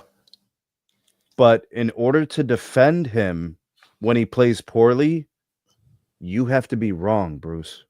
I was about to say, how can you defend someone who plays poorly? That's you're basically saying it's like family. You don't go against the grain. I have to just be wrong just to defend it. I'm not doing that. I'm not standing on the wrong side of history. I won't do it. I'm a Browns fan anyway. I don't have to. That ain't family to me, bro. Right. Nah, no doubt. Hey, Bruce, let me ask you, did you say that Lee Evans lost that game up in Foxborough? Did you say that too? I'm not saying you didn't. I'm just curious to know. Yeah, we want to see that consistency. Yeah, right. Sneed knows how I think. Sneed knows how I think. We got it. But this is, remember when we have these conversations about the GOATs and people start the things that a player has done? So what makes someone the GOAT and they give you that thing? Well, then I can name you the player who is the best at that thing, but you don't have him ranked as your GOAT. Right. Because it's not consistent. You know what I'm saying? You got to be consistent. Yeah. If you're going to do this Lamar defending thing, Yeah. And honestly, and that's one thing that y'all should know watching this show and calling in and talking to me, interacting with me, whether it's my team or not, I'm the same way all the time. I'm consistent. Yo, he's blaming the kicker now, bro. He's blaming Billy Cundiff, bro. Yeah. Well, at least he's consistent because Lee Evans dropped one right in the corner of the end zone up in Foxborough. Blew a chance to go to the Super Bowl. I remember that throw, man. That was crazy. I thought that was a catch, honestly. I really thought it was a catch. I'm like, seriously? What year was that? That's Flacco. I'm like, 8, 9, 9, somewhere around there. So like footage was 1080p. Yeah, no, that was still good footage. Yeah, yeah, absolutely. I'm trying to think, was it grainy? Like what is it? No, it wasn't. I remember. He said 20. He said 2010. Okay. There you go. Oh, 2011. Okay, maybe the playoffs 2011, so maybe in January or something. Yeah.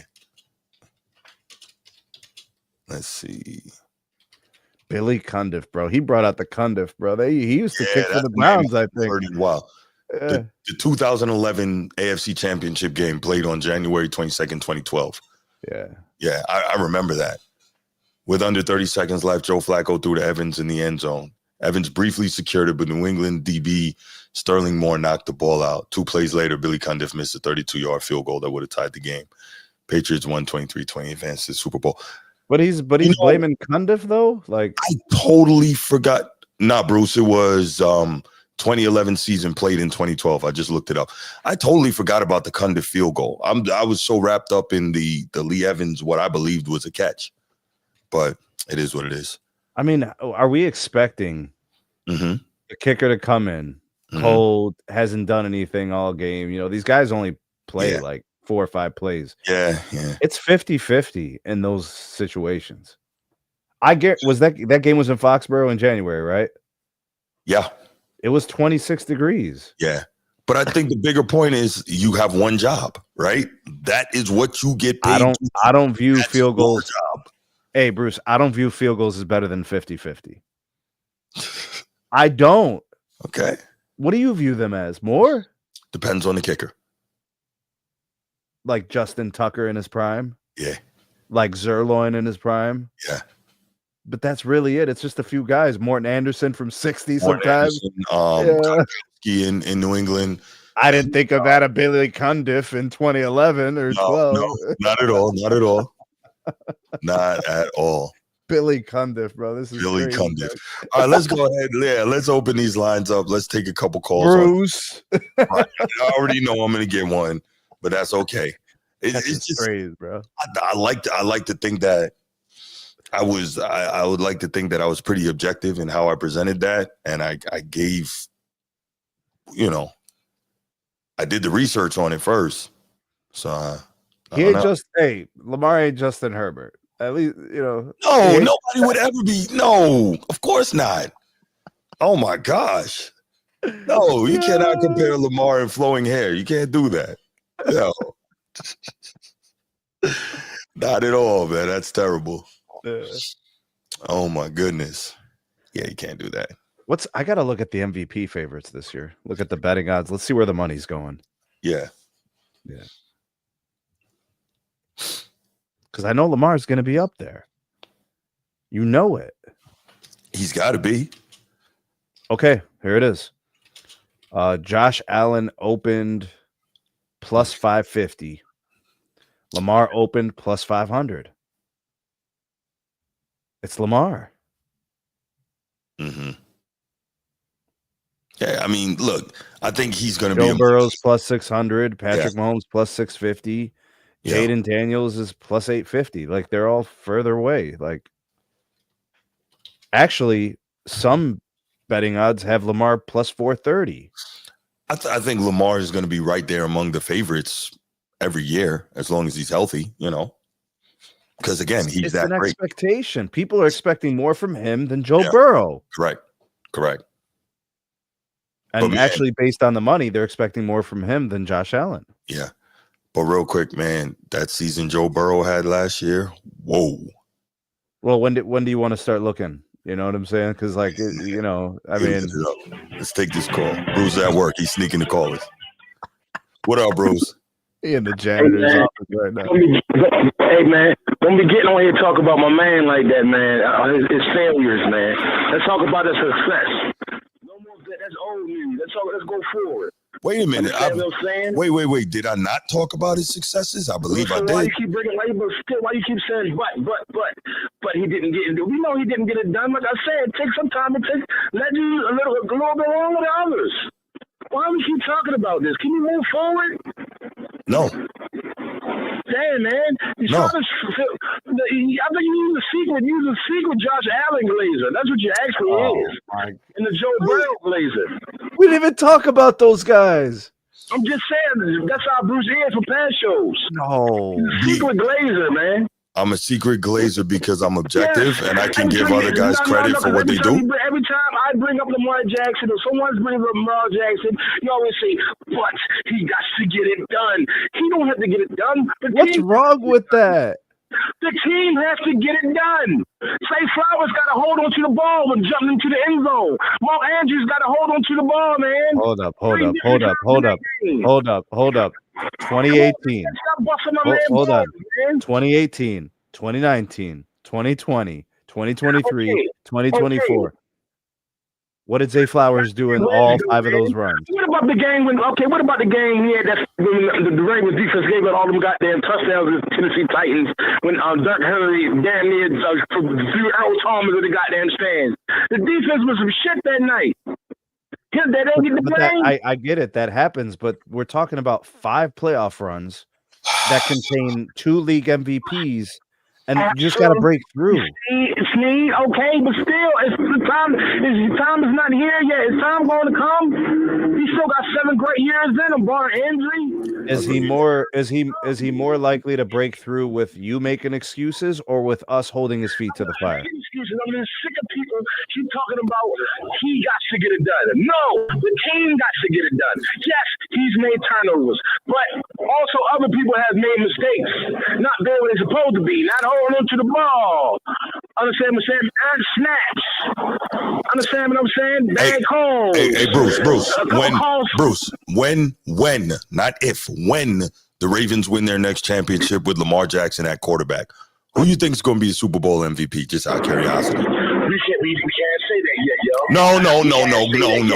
If you okay, got him. Can't say that yet, yo. We know who it's. Just put that on him, yo. We know who it's going to be. Player. It might be a wide receiver. It might be a kick returner. You never know, yo. You can't say that, bro. You know who it's going to be. You can't say that, bro. You know who it's going to be. It's the same guy who makes the most money. It's the same guy who is multiple-time MVP. It's the same guy that everybody knows is a top 3 or maybe even top 2 quarterback in this league. It's that guy. Come on, man. This time will come. And when it comes, you're going to break through and you're going to win multiples. Sometimes it don't I happen agree. as thing as others. I agree, Will. Bruce, I've always agreed with you that he will. Let me say this to you, Bruce. Once you talk about he is going to get it done, not he's got to get it done. Talk about he's going to get it done with emphasis. Put the same emphasis and passion behind he's going to get it done. I have said multiple times that he's going to get it done. But yes, he does. You talk with a lot of doubt in my man. I don't think you fully invested in him like the true Raven. You ain't no true Raven. I forget you're a New York boy. You're a Maryland guy. Yeah, you ain't really. You say with Josh Allen anyway. You said it last year on one of the shows. You would take Josh Allen over Lamar.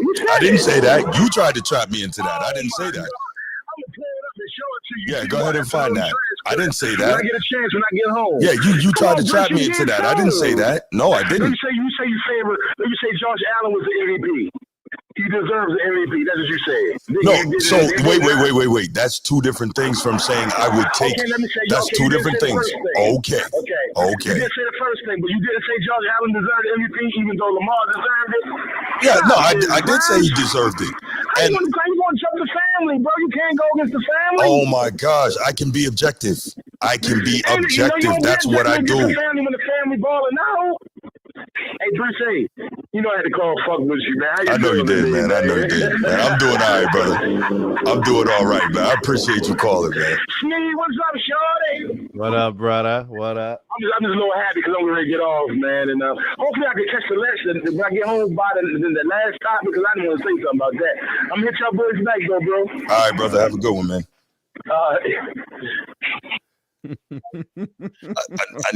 I knew I was going to get that call.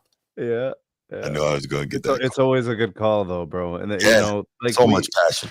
Yeah. He's invested. Yeah, he's heavily invested in Lamar. Yeah.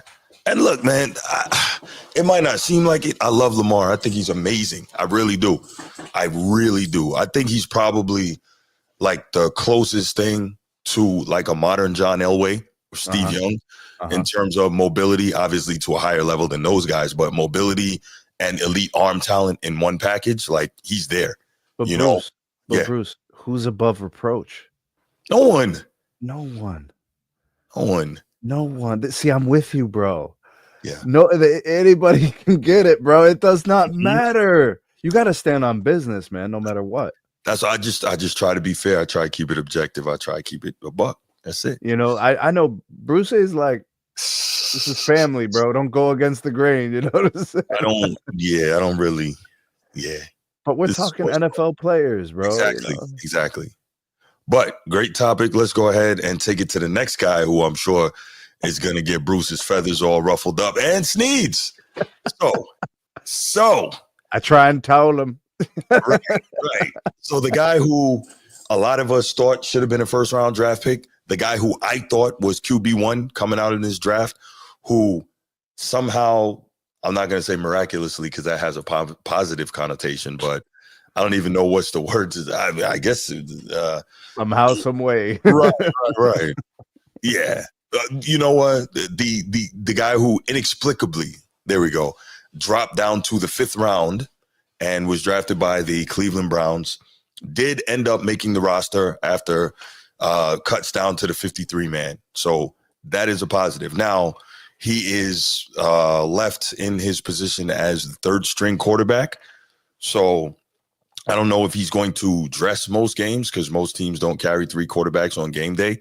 So this should be interesting. So obviously it's going to be Joe Flacco, who's already been named the starter, you know, a Super Bowl champion and a guy who took Cleveland to the playoffs 2 years ago.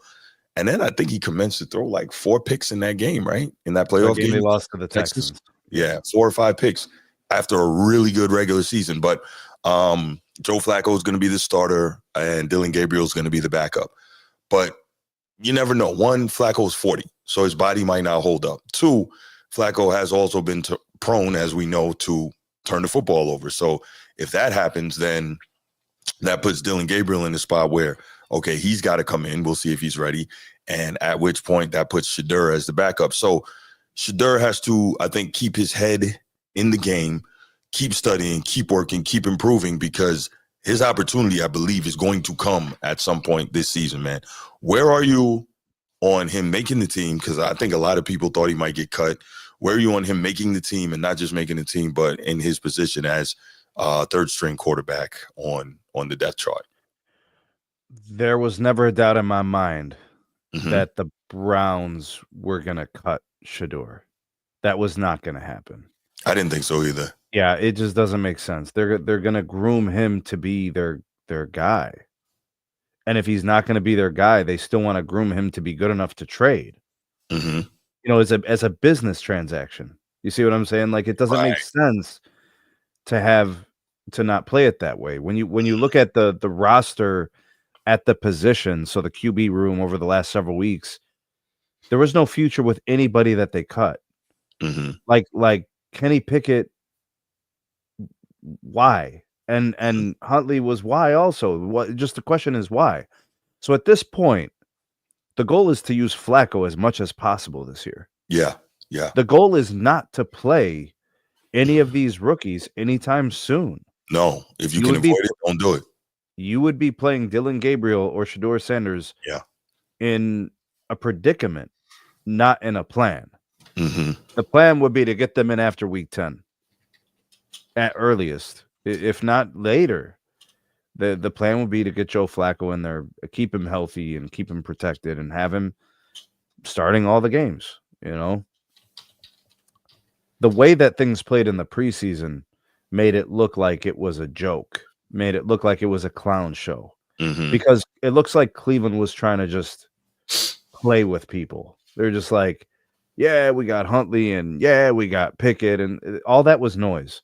The signal was Gabriel and Shedeur. It always was. It was always supposed to be.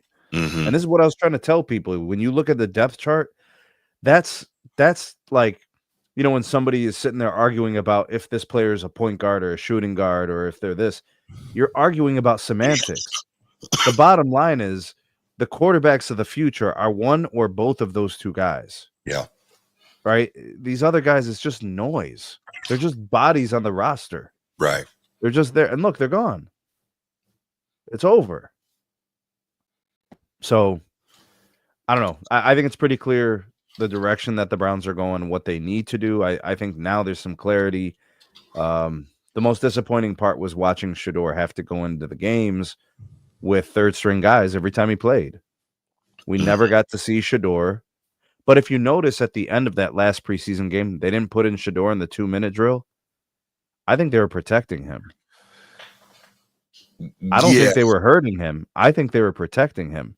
I think that line is bad. Yeah. I really do think that line is bad. Didn't he play with many of the same old linemen that Dylan Gabriel played with in that game. And 2 of those old linemen got cut, I think I read. Yeah, I'm not sure about like how many but yeah, I think that some of that is definitely what I heard too. I think they were protecting Shedeur because he holds on to the ball longer. Mm-hmm. Right? There's still things about Shedeur that have to be fixed. Mm-hmm. There's still things that have to improve. And I think the coaches know that. And that's the thing, right? He has to be quick and decisive with the ball because Stefanski is a West Coast offense disciple. So what is that based on? Timing, all comes out. Rhythm, right? Exactly, right? 1, 2, 3 balls out. 1, 2, 3, 4, 5 balls out. 1, 2, 3, 4, 5, 6, 7 balls out. So, you know, Shedeur, you don't get an opportunity in that type of offense for the most part to hang on to the ball and make the hero plays, right? Everything is supposed to be get the ball to the receiver in space quickly and let them make plays. You remember week 2, Bruce? Mm-hmm. When Dylan Gabriel threw the pick to the sideline? Yeah. So that's bad. Yeah. But taking sacks is worse. Yeah. Like the coaches are pissed when they're like, why didn't you throw that away? Throw it away. Mm-hmm. You know, so like it's just as bad. Like they're, especially in the preseason, you're evaluating what's happening. You don't care much about the game outcome. You're like, what is this guy doing that I want him to? Or what is this guy not able to do that I want him to? So now the coach probably looks at Dylan Gabriel like, this guy does the things that I like him to do. Right. You know? Yeah, no, absolutely. And again, man, when you're dealing with that particular scheme, it's all about rhythm and timing. And if you don't play within that, it's going to be a problem. That's part of the reason Russell Wilson didn't work as well in Denver, right? Because Sean Payton runs some of that too. And Russell Wilson's a mobile, you know, move around, make a play downfield, hero ball kind of guy. Now, that was great when he was younger and super athletic. And that was also great. Tyler Lockett and those guys. Yeah. You know? And so when you're not playing in that type of system and you have a coach that says, yo, just do it the way I drew up the play, you know, either get it out or throw it away. You know, you got to do that. He got him out of there quick. That's crazy how bad he didn't want him there. He kind of was like, I'd rather just take L's than play with this guy, you know? Yeah. They cut him and paid him 30-something million to go away. Yeah. You don't see that too often. Right. So, I mean, look, first of all, I am glad that Shedeur made the team. I think just continue to work, young fella, and do your thing because I think he's got a legitimate opportunity at some point this season. He just has to be ready for that opportunity when the time comes. We getting Transformer back in? Yes, sir. Transformer. More than meets the eye. Yo. What up? Hey. Took a bathroom break. So about a long bathroom break. I was about to say that's an album freestyle right there. Dave, I would have need y'all to call and check on me, man. It's a lot of stairs, you know what I mean? Right. Oh man. Transformer, we were just talking about Shedeur and kind of what our thoughts are in terms of him making the team, making the cut, and then being the third string quarterback and what that means going forward for this season and what chance he has of, you know, getting on the field at some point. Because I do believe at some point this year he's going to get on the field because not that I'm wishing it, but I think Flacco being 40, at some point he's going to either get hurt or start throwing a bunch of picks, at which point Dylan Gabriel becomes the starter and, you know, that moves Shedeur up the chart. Now, Transformer, before you do this, we discussed this. Remember, I told you the depth chart might as well be written in pencil with a magic eraser. Mm-hmm. Remember that? We had these conversations. Yep. So here we are, right? Yeah. Me personally, of course, I wish the best for Shedeur. Yep. Right? I mean, this entire, since the draft has just been a circus of, you know, bad narratives, not waiting, like opportunities and stuff like that. So I'm kind of past that point. I'm happy that he made the team. I knew that he was going to make the team. I mean, you know, didn't take a rocket science to see what we saw on the field. It was great film. His great body of work in the collegiate realm. But being third on the depth chart, to me, that's just like, it's not saying much to me. Cleveland doesn't have expectations this season, right? Starting Joe Flacco, you're just pretty much saying, hey, go out there, have a veteran, show my rookies how to play.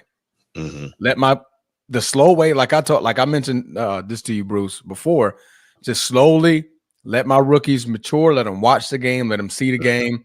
Then by that week 7, week 8, you bring your rookies in. You bring your rookies in and you truly test and see what you guys have. So I think Shedeur is definitely going to see some. He's definitely going to see the field this year because I think Stefanski. Yeah, Stefanski. That's your coach name, right? Mm-hmm. So Stefanski, he's going to have to see what he has. If Joe Flacco starts more than 7, 8 games, he's doing a disservice to those rookies. Well, I mean, I think the bye week makes sense. Yeah, I think your bye week's like week 8. Yeah. Is it? Nah, it's somewhere at the before week 10. Okay, so if he's still starting after that, it's a problem. Unless he's on some type of resurgence and Cleveland's 8-2 and they're on cloud 9, like okay, cool. Week 9 is the bye week, so week 10 would be first game. So 8 games. So yeah, so 8 starts. If he starts still trying to keep his job. Yeah. So we also got to think about that part. Yeah. There's a little bit of self-preservation at play here as well.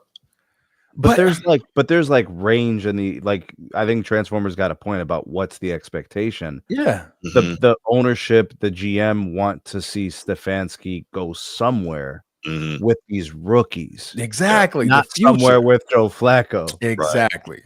Precisely. So I think it's more so about what happens after week 9 than what happens before week 9. After week 9, Joe Flacco should no longer be starting for the Cleveland Browns. It should be either Dylan Gabriel or Shedeur Sanders, and you trying to see what you got in these rookies. I'm with you, but if he's still playing well at that point and the team is playing surprisingly well, if they're okay, how likely is this? Okay, 6-2 or 7-1. Hey, let it roll. 7-1. Let it roll. Yeah, with these rookies, so we gonna keep it going. Yeah, that's crazy.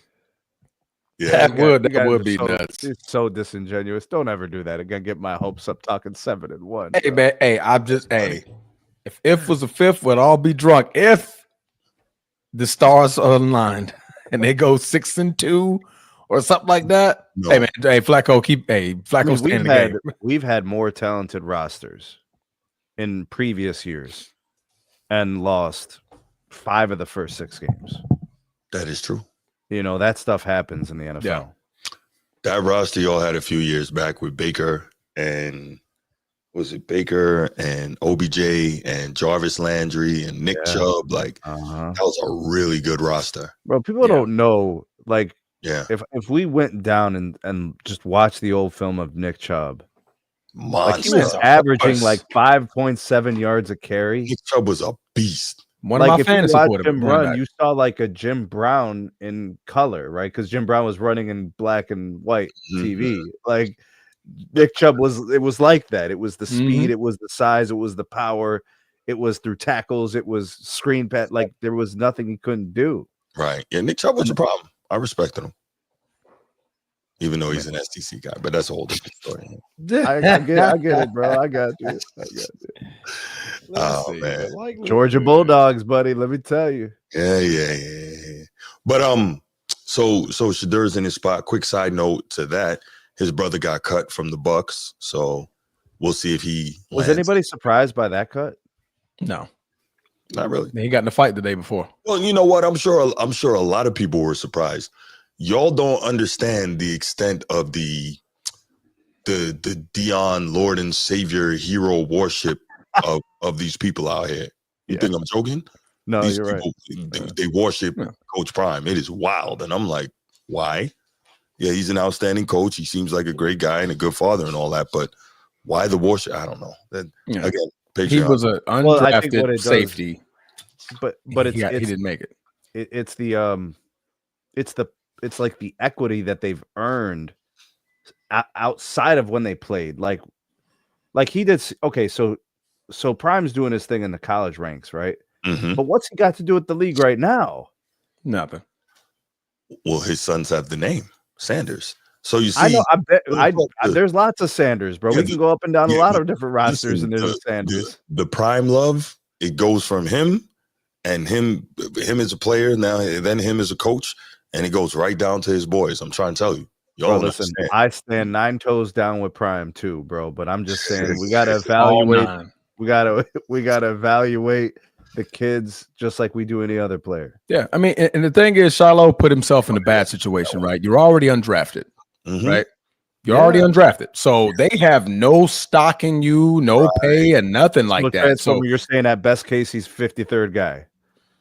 After 50, at best case, but then at the moment he could have been best case 53rd. Yeah. But now you went out there and disrespected the franchise in the NFL on the field.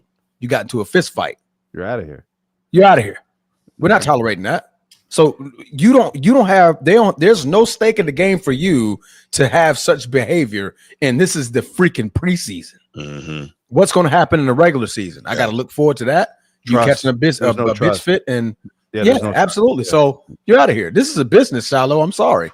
Right. This is a business. So at this point, he's not standing on business, right? He's standing on business in a different way. You remember what was his name? Vernon Davis. That retired mid-game? No, but it was Vernon Davis, the tight end. The tight end, yeah.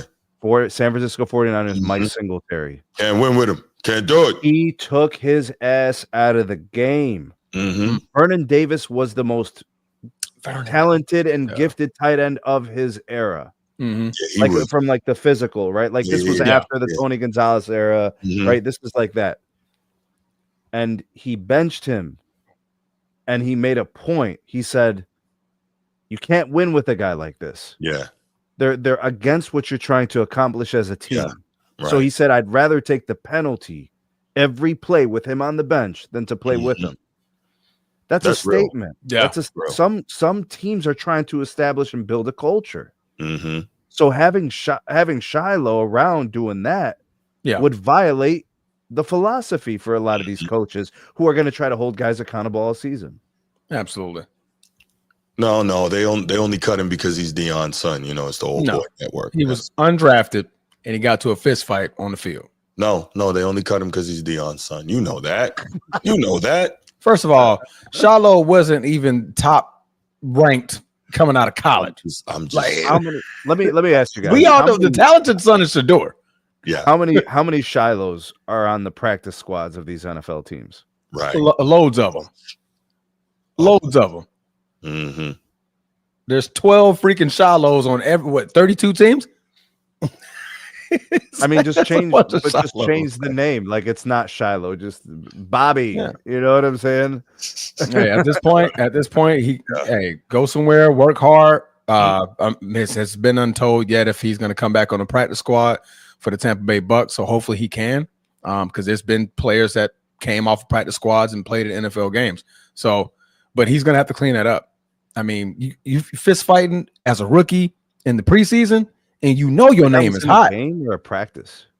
That was a game. He fought the Bills guy, the Buffalo Bills. You're out, bro. You just made it easy for them. They gave somebody else a job. Absolutely. Like, bro, you're undrafted. If you was a first round pick, absolutely. Okay. A second round pick. They have invested in you. Yeah. You're undrafted, bro. They basically said, hey, come try it out. They're seeing what you got. Right? You're getting another shot in the draft. Like, come on. You remember when Jello Ball got caught stealing that stuff in China? Remember that? Idiot. Idiot. That's stuff like that, bro. Remember they and then the Warriors gave him they should have threw that dude in a work camp. And then you going to somebody else's country and that's when you choose to be a degenerate. Like, come on, man. Idiot. You're a millionaire. Like they're bad decisions, bro. These kids are they're just making bad choices, bro. Idiot. Hey, Sneed, would you go overseas? Never. And okay. I didn't know where you're going. I would never. All right. And we've all I don't even have to go overseas. Decisions, right? We've all, but I only say that to say when you go overseas, most of us don't take the time to read up on the penalties for, criminal punishments for things when you go overseas for that particular country. Most people don't do that. Brittany Griner, She learned the hard way. Right. So furthermore, you go to China and commit a crime. Yeah, not the best move. So Bruce, why is the public response not? I hope he learns his lesson and he could be better for it. Who? Why? Shiloh? Why is the response to the Shiloh getting cut? Why is it not? That's unfortunate. He made a mistake. I hope he learns from it and he's better. It should be. Why is that not the message? Why is it? Why do they hate? Because the fandom for Dion is defending Shiloh to a point that doesn't make sense, and the football realists of the game understand, like, undrafted rookie got to a fist fight in a preseason game. Like, what were you expecting? If the NFL already don't like him, and you already got this rumor out that the NFL is the reason why Shedeur, don't nobody draft Shedeur. So with all this hatred that you guys are building up, Deion Sanders fans, wouldn't it be obvious? You know what the NFL doesn't like, Transformer? They don't like players that can't play, and they don't like players that are problems. Right. Yeah. Because they don't want wild cards. They want the known. They want known commodities. They don't want unknown commodities. They don't want to have to worry about the availability. Yeah, there's too much of that, bro. Right. Yeah.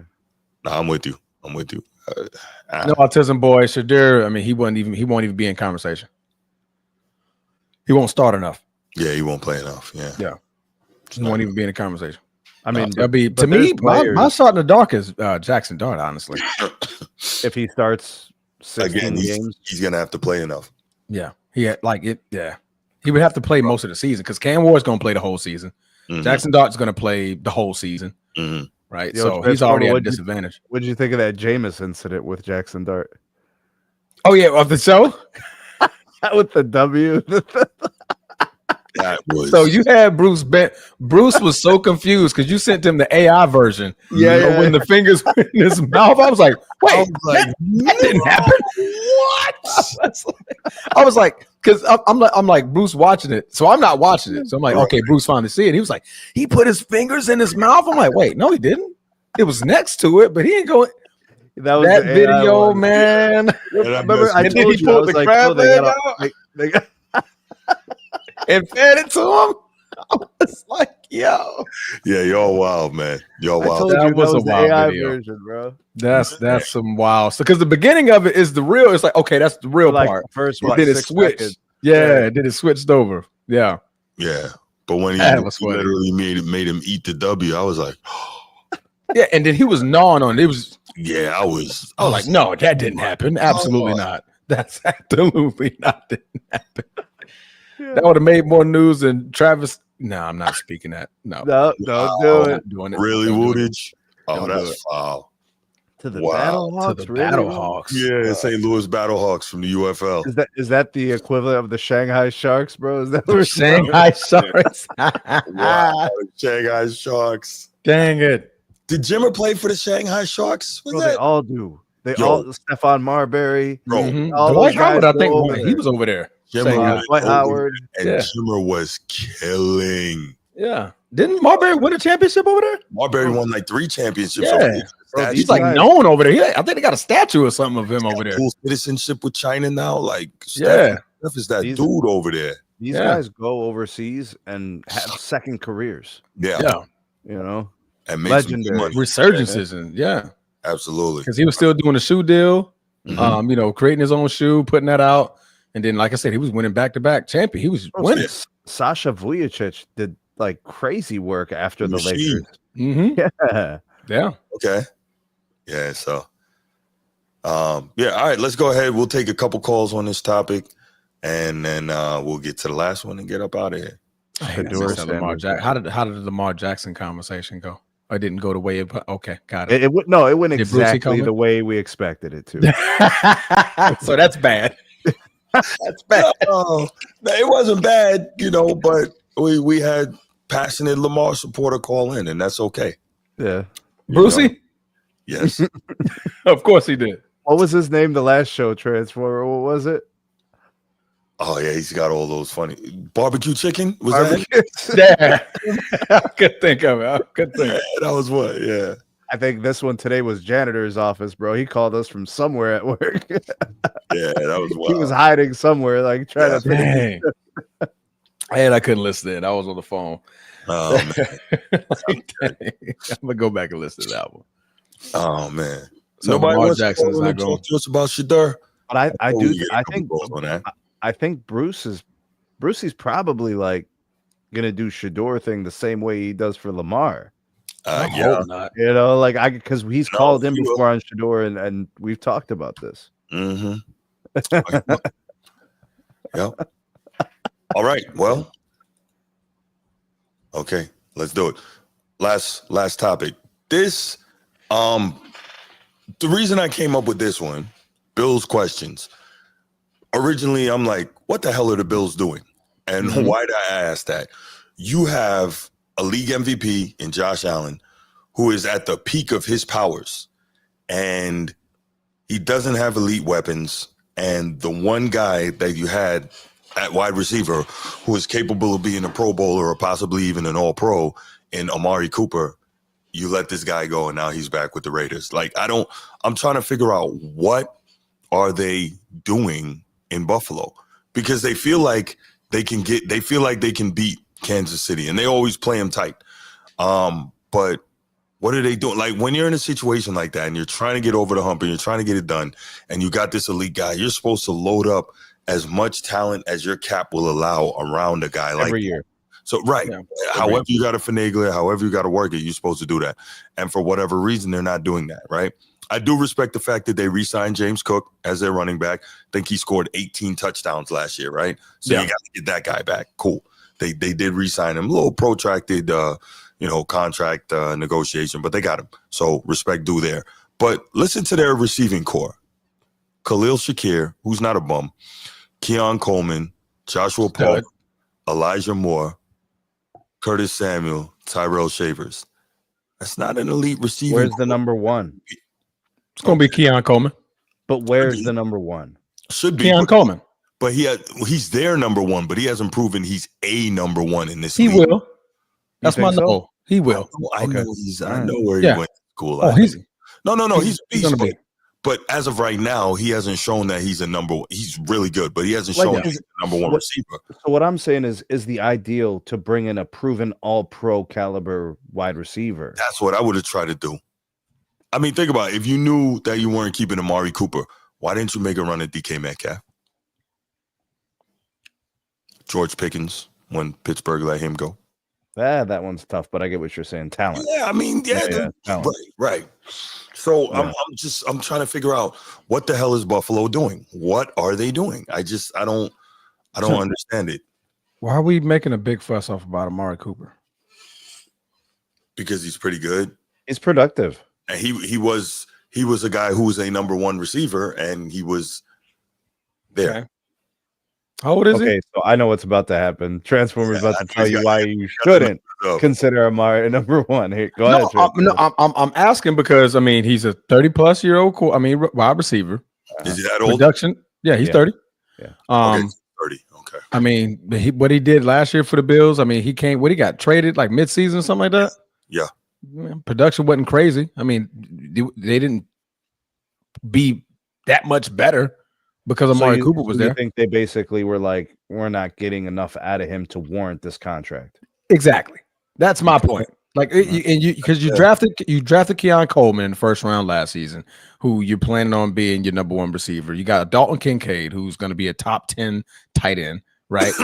You just paid your running back. So right now it's like, okay, let's get rid of this old guy. Because right now we have our roster is young, and they can all groom and grow together. Shakir, I think he's only been 3 years in the league. Yeah, Keon, this will be his second year in the league. Nice player. So I think they're trying to build up younger guys instead of paying what Amari Cooper's getting 25 million a year. Yeah, like I'm paying you for what again? It's now the time to be building up younger guys when again you have an MVP who is literally probably as good as he's going to get. Like, is this the time to be trying to build up younger guys or put stuff around him to get him over the top? Well, the good teams do both, right, Bruce? They're able to get the guy that you need now, and then they're developing the guys of the next 2 years. And I think they're believing more. They can lean more on their defense. They think Josh Allen is such a great, like, okay, he's an MVP. He can ascend us like a Aaron Rodgers or a Tom Brady when our offense needs it the most. And if we Jimmy. Oh no, let's go ahead and get that out of here. Let's go ahead and get that out of here. Oh, we can't even. Why can't I do anything? Oh, okay. Sneed has to do it. Oh, because it's from Sneed's channel. Got it. Yeah, it's from Sneed's channel. Yeah. Okay. Go ahead, ban that guy. Appreciate you, bro. All right. But yeah, so I forgot where I was heading here. Yeah, I think that, you're looking at Josh Allen, MVP. He can ascend my offense to a level where it needs to be. I want to focus more on my defense because as I'm seeing, defense is what's killing Kansas City. Like, I need to be able to stop these guys. So let's focus our money here while Josh Allen and his reigns could grow and mentor these guys. I can kind of see how they're doing something like that. And how has like their defense been, though, Transformer? Yeah, even if that's the case, the only big move you made on defense was Joey Bosa, who's always hurt. That's also true. That's also true. Didn't they get they're shifting their focus, but yeah. So you take the 20 mil off the cap and you let's try to do something to bolster our defense. We believe Josh Allen is that good, right? So he is pretty. I can see that. Aaron Rodgers, they was doing that in Green Bay for years. Yeah, they did. But the years they had a good defense, they had success. Yeah. Then the years that MVPs were running and Aaron was throwing for 45 and 6, but you're almost 32 ranked defense. But you're getting what you would expect. Yeah, you're getting Josh Allen carrying to like the AFC Championship, exactly, and then you're getting the wall. Yep, you know what I'm saying, because like my defense is collapsing. Yeah. So, because like to me, like they're not an Amari Cooper difference away from being different last year. That outcome is going to be the same. So if I can get younger on offense, right, get cheaper, and focus on the future, like, okay, let's put more money into our defense. I think that's the Bills' direction. They're like, okay, they did try a few years. Remember, they brought in what's his name, the outside linebacker, and then he ended up getting hurt. Von Miller. They brought him in. They boosted the linebacker core. DBs were playing nice. I think he got suspended, then he got hurt, and then it was hurt. Yeah. That was, I thought, was their chance. And at the time, Josh Allen was like number 2 in the MVP race. Yeah. He was really, really super productive. They weren't running the ball with their running backs. They're running it with Josh Allen. Josh Allen was toting it. Yeah. So I think he had like 500-600 yards that year. It was something crazy. I mean, if you owned him in fantasy football, you were winning your weeks. Baller. He was throwing for 3 and he was running for 1. Baller. And I think it was they had Stephon Diggs. They had a couple weapons. Let me see. Tre'Davious White. Let me see. Yeah, I mean that is not a sexy roster at all. I mean, of course they have guys that can play, but that is not a sexy roster. No. Yeah. But like I said, they believe Josh is that good. He's going to win games in the regular season, and he's going to win the first round, right? It's always going to be, you got to beat Kansas City. Yeah. That's the bugaboo for him and Lamar. That's right. It's like, man, we're running into that guy. He can't beat that guy. And they play and they face each other. Yeah. Bills and the Ravens. They face. So they knocking each other out. Then the second one got to go play. Yeah, you got to go meet that guy. Yeah. That guy with the well, no, it's not flowing hair no more. He cut it. It's curly hair. He had the curly hair. Who got the curly hair? Patrick had the curly hair. He cut it down. Yeah. Okay. Yeah. But he's the actual Head and Shoulders commercial guy. Well, sometimes we have all these like really nuanced conversations. We talk about all the teams, we talk about all the players, but at the end of the day, like 2 or 3 players actually matter every year. Like if you think about it, like you're like, man, we just went through 18 weeks of this, right? And the whole time, these were the only 2 guys that mattered. Yeah, that's it. That is crazy. Yeah. We're not talking Joey B, Eddie, because Joey B hasn't showed up since 2022. Man, it's been a minute, bro. So it's been a minute. So Joey B kind of he on the sideline of this conversation. Bro, Baker was in Cleveland, dog. That's how long. Wow. Baker's been on what 3 teams since? Yeah. Yup. Winning games for everybody, bro, except my team. You know? And now he has had his resurgence. Baker, touchdown maker. That's my guy. Good to see you too, bro. Well, by the way, Brucey gave me a hard time about showing Baker that love. Remember the tier list? Yeah. Like I had him in my top 10 too. Like, oh, y'all pumping up for Brucey is what he said. Y'all pumping up for Brucey. He's not here. I'm like, no, Baker's nice, bro. I mess with Baker. Hey, man, if I had a game on the line, 3 touchdown passes last year. Look, if I had a game on the line, Baker's one of the players I'm picking. If I need a drive, like, hey, bro, he's my team up. Come on. He's the tier below, you know, the Burrow, Lamar, Allen, you know, in my opinion, Hurts, Mahomes, you know. Yeah. Top 10. He's top 10 on my list. Stafford, like or just outside of it. But yeah, he's right there. Yeah. I mean, I can't name 12 players I'll pick over Baker. There you go. I think there was a year, I'd have to go back and look, but there was a year where to me, it was so clearly that Baker was the best quarterback in the AFC North. I have to go back and look which year it was. Oh, but there was a year where Baker was the best quarterback in the division. 1 year. Yeah, and was everybody hurt? Well, no, just Lamar wasn't Lamar yet. Wasn't yet this Lamar. Pittsburgh didn't have a quarterback yet. Yeah. So who's your other team? And Joey wasn't there. So I was like, he probably was hurt. I was Baker's gonna have the best year in this division. You know, and he did. Right. But then like Lamar sustained and Joe Burrow, you know, he's Joe Burrow. He can do this every year, you know, and Baker's gone. Like See, the potential years that this could have happened would have been 2019 or 2020.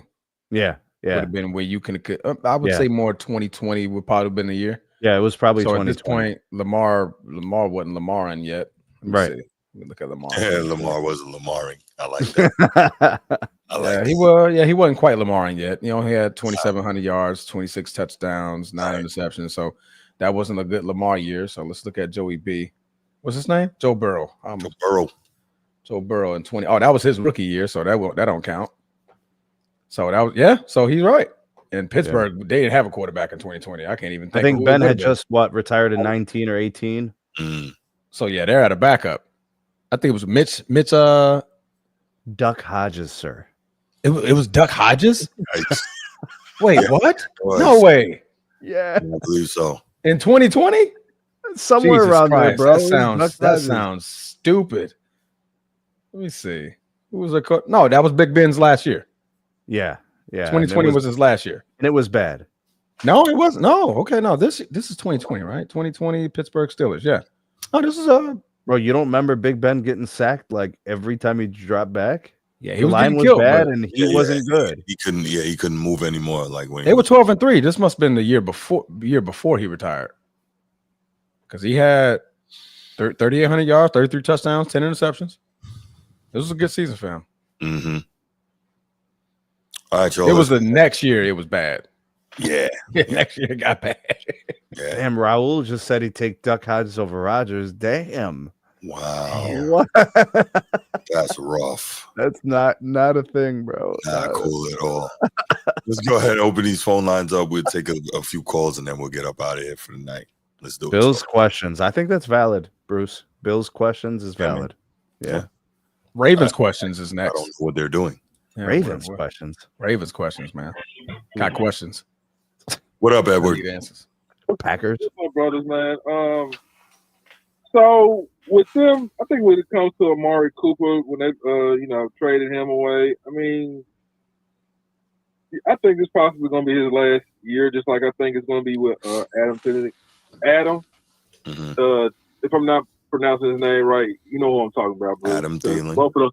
Yeah, they both gone to the teams that they was drafting to. I think they're going to this day last year. Yeah. Last run. So, and then I gotta give it to my brother, man. I agree with him, man. I think he gonna be all right. He gonna do something this second year. He's gonna be the number one receiver. and then plus they had to cut some money away because was they still Amari Cooper still getting that a year? Amari Cooper what? Sorry. Yeah, I think it was still they had to cut some money loose, but just to pay their running back, the Bills running back. I mean, even though Josh Allen did lead the team in rushing, so I see that, but yeah, it's kind of questionable. So, what you think, Bruce? You think what they're not going to come out of that division? No, I think they're clearly still the team to beat in the division, but just because it's a bad division. But I'm wondering what they're doing when you have just a guy in his absolute prime at the peak of his powers, and you're not surrounding him with as much weaponry as possible. I don't like that. Yeah, Raiders only gave him 1 year, $4 million. So somebody saw something that they were like, "Yeah, Amari Cooper's not it no more." 1 year, $4 million. Remember the guaranteed money's probably up from Cleveland. So true. How far does that go? Yeah, that should have been gone probably by now. last year, right? Yeah, but I mean, he was coming off of big money. Like he was making money his contract. Oh, okay. Well, but I gotta give it to Amari Cooper. He still know how to run them routes, man. He was up there in those top 5 running, that route tree. He was real good at that. Very good route runner. Yeah. Yeah. But other than that, man, I agree. The Bills still gonna take the division. I don't know what New England gonna probably look like. Even though Stephon Diggs, he's back in that division. I don't know if they're gonna probably healthy. Who's Stephon? Yeah, is he healthy? No, I think he's gonna miss a couple games. I think he's gonna miss a couple games. I know they said he's on track to. I mean, he's ahead of schedule though, as far as his recovery. Man, I think he may miss the first couple of games. I wonder how it's going to be when they go to Buffalo. I don't know if they're going to throw snow at him with batteries in that giant. That's Philly. They do that hard body in Philly. Man, that's going to be mad crazy. Yeah, they're insane. The problem with a guy like Stephon Diggs, he's always kind of been a malcontent. He's always kind of ruffled feathers, and he's always kind of, made little trouble in the locker rooms and things he says and does, social media. So he kind of puts some of that on himself. Like he wants the smoke, then he gets the smoke. This is what it is. Starting. Who they play week 1? Who did Buffalo play week 1? They got a high-profile game. They got one. They had Baltimore. Damn. Oh yeah. Thursday night. They open up Baltimore Sunday. Man, what a good way to open up the season, man. Fantastic. Sunday night football. Sunday night. They got the Sunday night game. And are we getting the flowing hair bowl at some point this year? I think that's towards the end of the season. Okay. I think the Sunshine Bowl. I think that's here too. I don't think it's here. I thought it was here. I thought it was in Los Angeles, or that might be overseas. Oh man. Okay. England. Because I don't think we got many good games or teams coming to Jacksonville this year. Everything's either overseas or away. Man, Yeah, those overseas games. Travis Hunter, boy, what's wrong? Oh my God, man, that's crazy. Yeah, they play the Chargers November 16th. Yeah, that's a while. Do you think Travis Hunter is going to be a good pro? Okay. Oh man, we're going to the Sunshine Bowl, baby. Here you go. Sunshine Bowl, 1:00, November 16th, man. Format podcast gonna be there. You got a live stream from the game, bro. Anyway, I got a live stream. I don't get good service in that stadium, man. Really? No.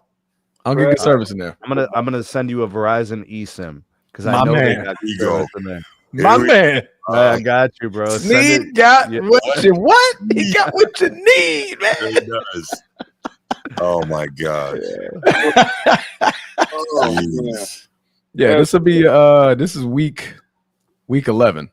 They play week 11. You got a Galaxy or an iPhone, bro? You tell me. I got you, bro.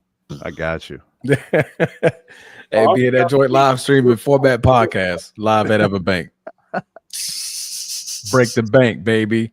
Break the bank. It'd be so close, bro. You see him throw the binky, bro. Get mad. Wow, that's mad crazy, bro. All right, fellas, man. All right, Let brother. someone else call in, man. All right, man. Water. Good one, man. Appreciate you. Water, man. You be you. I'm surprised. I'm surprised he called in after he got dismantled earlier. But that's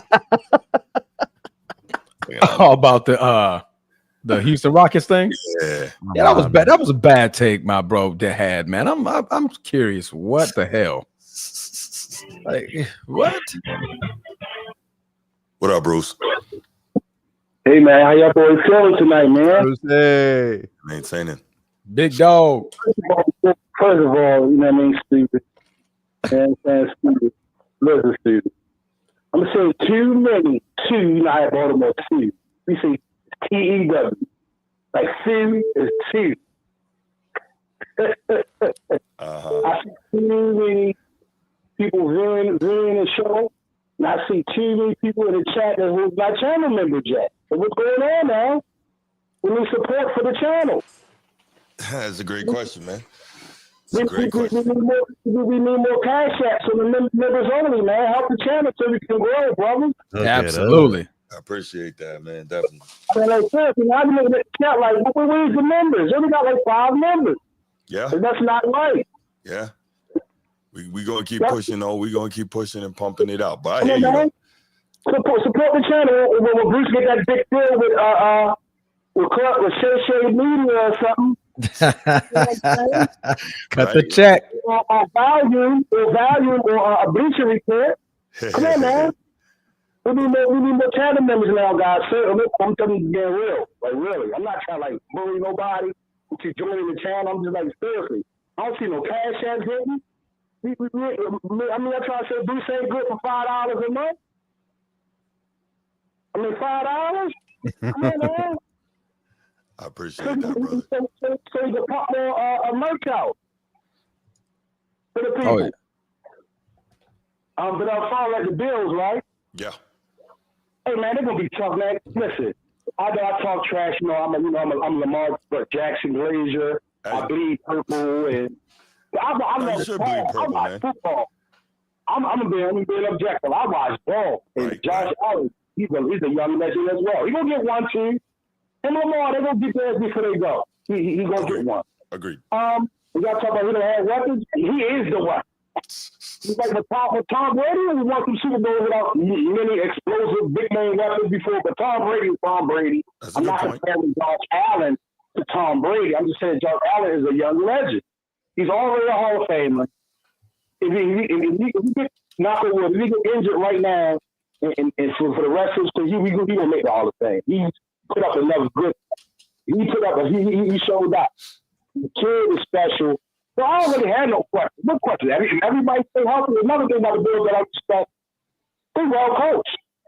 I mean, let's just call it what it is. Offensively and defensively. Mm-hmm. Yes, they struggled a little last year, and in the regular season on the defensive end. But when the time came, you know, against us, you know what I mean, they did what they're supposed to do. They forced those turnovers against us. Against Andrews and that interception and that fumble return, Von Miller had. I'm just saying they gotta be. They play when it's time to play. So, but they're gonna be better. Buffalo not gonna fall off. They're gonna win the AFC East by default anyway, regardless, because that's how weak the conference is. Yeah, that's a bad division. You're 100% right, bro. Horrible division. If they go 10-7, they're gonna get in.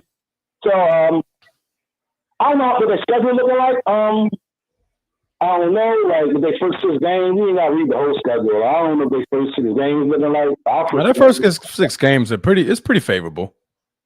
I mean, Baltimore. The only game is worth mentioning is Baltimore. Mm-hmm. Other than that, they got the Jets, Miami, New Orleans, New England, Atlanta before their bye week. Oh man, they could easily go 5-1. Easily. So what's the last 6? The November, December game. November gets a little choppy. You got Kansas City, November 2nd, Miami, Tampa Bay, Houston, Pittsburgh, Cincinnati. Yeah, it gets a little choppy. It gets a little choppy right there. Last game was week 17. Week 17 is against Philly. Oh, yeah, that's gonna be a good one. And they both fight. Well, Philly will be fighting for division at that point. Mm-hmm. Okay. You know what? The NFL will be very unpredictable. Those guys might be fighting for position at last game. Yeah. And in Buffalo, they shouldn't be fight. They may be fighting for positioning in the playoffs, but they're not fighting for divisional. By the way, divisional leader.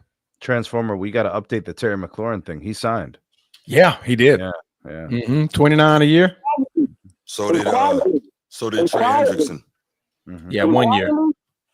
And quietly, why don't y'all talk about the Cincinnati Bengals, man? What? We know what Cincinnati's going to be. They're going to be a team that could score a lot of points, but give up a lot of points. Right. I'm saying this quietly.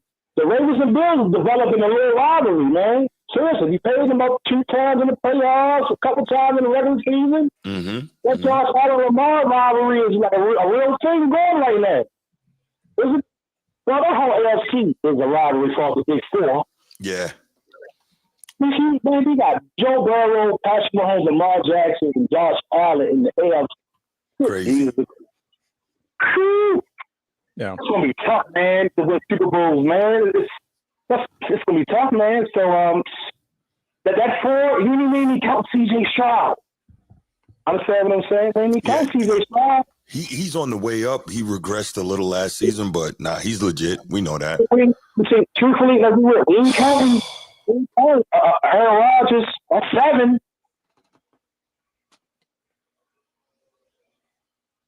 A healthy tour with Tyreek Hill. No, they could do.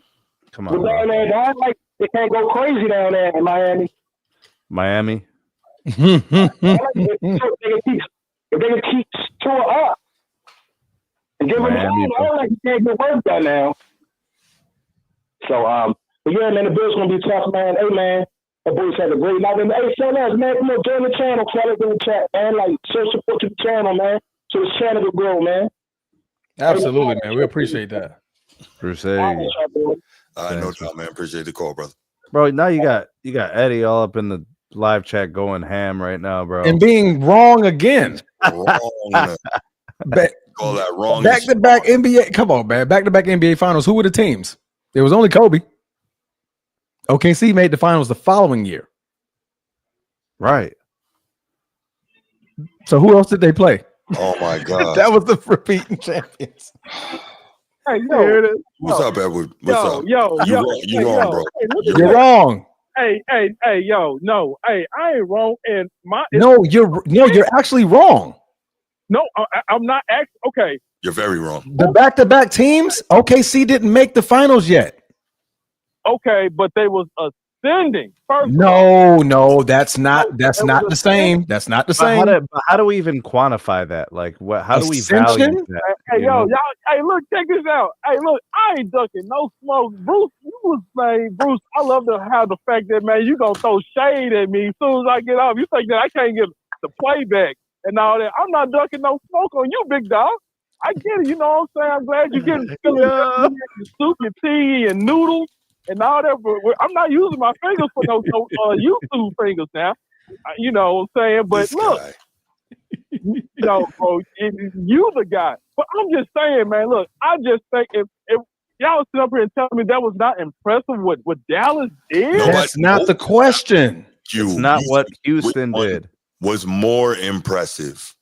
Okay, let real quick, Edward. We're gonna go back here, but let's line it up side by side. I'm gonna ask you a series of hold on. I'm gonna ask you a series of questions. We'll keep this simple. Stop. Let me help you along. Let me help you along. Did Dallas beat an MVP in every round? I know the answer. Did they beat an MVP in every round? No. Okay. Did they not have home? Wait, did they not have home court advantage through the entire run? They did. No, they didn't. No, they didn't. Dallas didn't. Dallas didn't. But they had at least one round with home court advantage. No, they had it. They had it for multiple rounds. Okay. Besides, hold on. Portland Trail. Okay. Hold on. Did Dallas beat a 57+ win team in every round? Only one. The answer is no. Did Dallas go through that playoff run? He was asking me the questions. I could have sworn he was asking me, but go ahead. Did Dallas go through that playoff run beating the 1 through 4 teams in the league in terms of win-loss record? I get it. Okay. The answer is no. No. The answer is no. Right. So the Rockets did all of these things. Dallas did none of these things. There is your answer. We know which one is a more impressive run. Go ahead. Okay, bro. At the end of the day, besides the Portland Trailblazers, was they the underdogs in every series they played in? Yes or no? They were the underdog. I don't think they were the underdogs against OKC. Oh my God, man! They had the higher seed. How would they be the underdog automatic? Why are you making that seem like it's an obvious statement? Touche. You know, Dallas was the 3rd seed that year.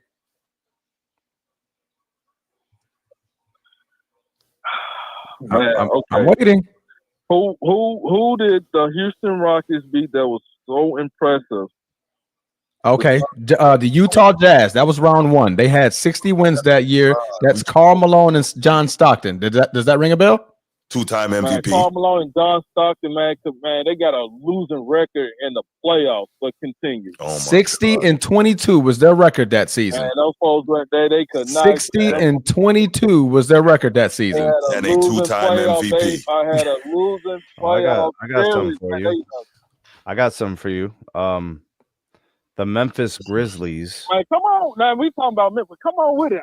The Memphis Grizzlies. It's 3 versus 1. You know what I'm saying? It's all good though. Come on.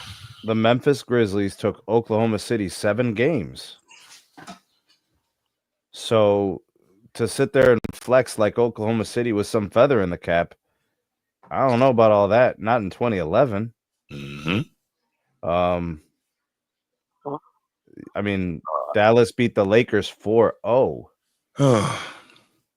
That's not even a challenge. They are back-to-back final, and they are back-to-back. Edward, this is real talk. This is very simple. The Rockets did a number of things on a historical level that Dallas did not do. So I as don't a 6 seed, arguing this again, Bruce. I told you it was impressive. No. Say it with me. It was more impressive. Say it. It was about more impressive. I said they did something that was very impressive. They did not have a second level. No. Say their run was more impressive. Just say the truth. Say that. Hey man, hey yo, dog. So you're not finna say the truth. Bro. That's what you're saying. I just said. What he did was so impressive. No. More impressive. More. Yeah, more. It was impressive, sir. More impressive. Bruce. Yes. It was impressive. Okay. Look, you came up with this question, not me. now you trying to fight because you getting dismantled.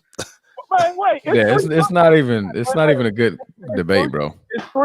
It's 3 versus 1. So of course it's gonna seem like, hey, I'm getting dismantled, but at the end of the day, I'm gonna still hold my ground. First of all, the chat disagrees with you too. You know, when somebody gets jumped in a fight, you know what I'm saying? You gotta take out at least you gonna get one. Bro, I dismantled you like 12:30 today. What are you talking about? You said what? I dismantled you on this like 12:30 today. What are you talking about? Well, on my side it was 11:30. So what are you talking about? Right. The Mavericks were the 4th best team in the NBA that year, and the Rockets in 1995 were the 6th team in the West. Man, there you go. Oh man, all right, bro. I'm still gonna stand 10 toes down on my answer, man. Yeah, you want to be wrong. You know, it's okay to be wrong. Some people die wrong.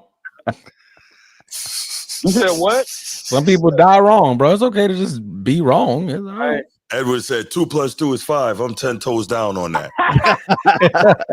Brother, I got you. All right, man. Hey, I'm gonna talk some more crap. Go ahead. All right. I love you, boy. Love you too, man. All right, brother. Ed's my guy, man. That's a good dude right there. That's my guy. All right, we are gonna stop it right here for the night. We're gonna call it. Yeah, everybody got stuff to do, and everybody got to get up in the morning. Absolutely. So, I appreciate all y'all being here with us tonight. Thank you so much for the interaction. If you haven't already, like and subscribe to the channel. Like and subscribe to the SMT Media Network as well. Appreciate all y'all. Make sure you keep coming back.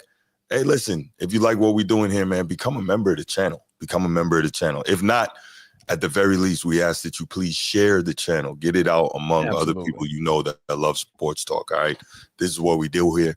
This is what we do here, excuse me. And, yeah, let's have a great night. We'll see you next time, and we out. Peace.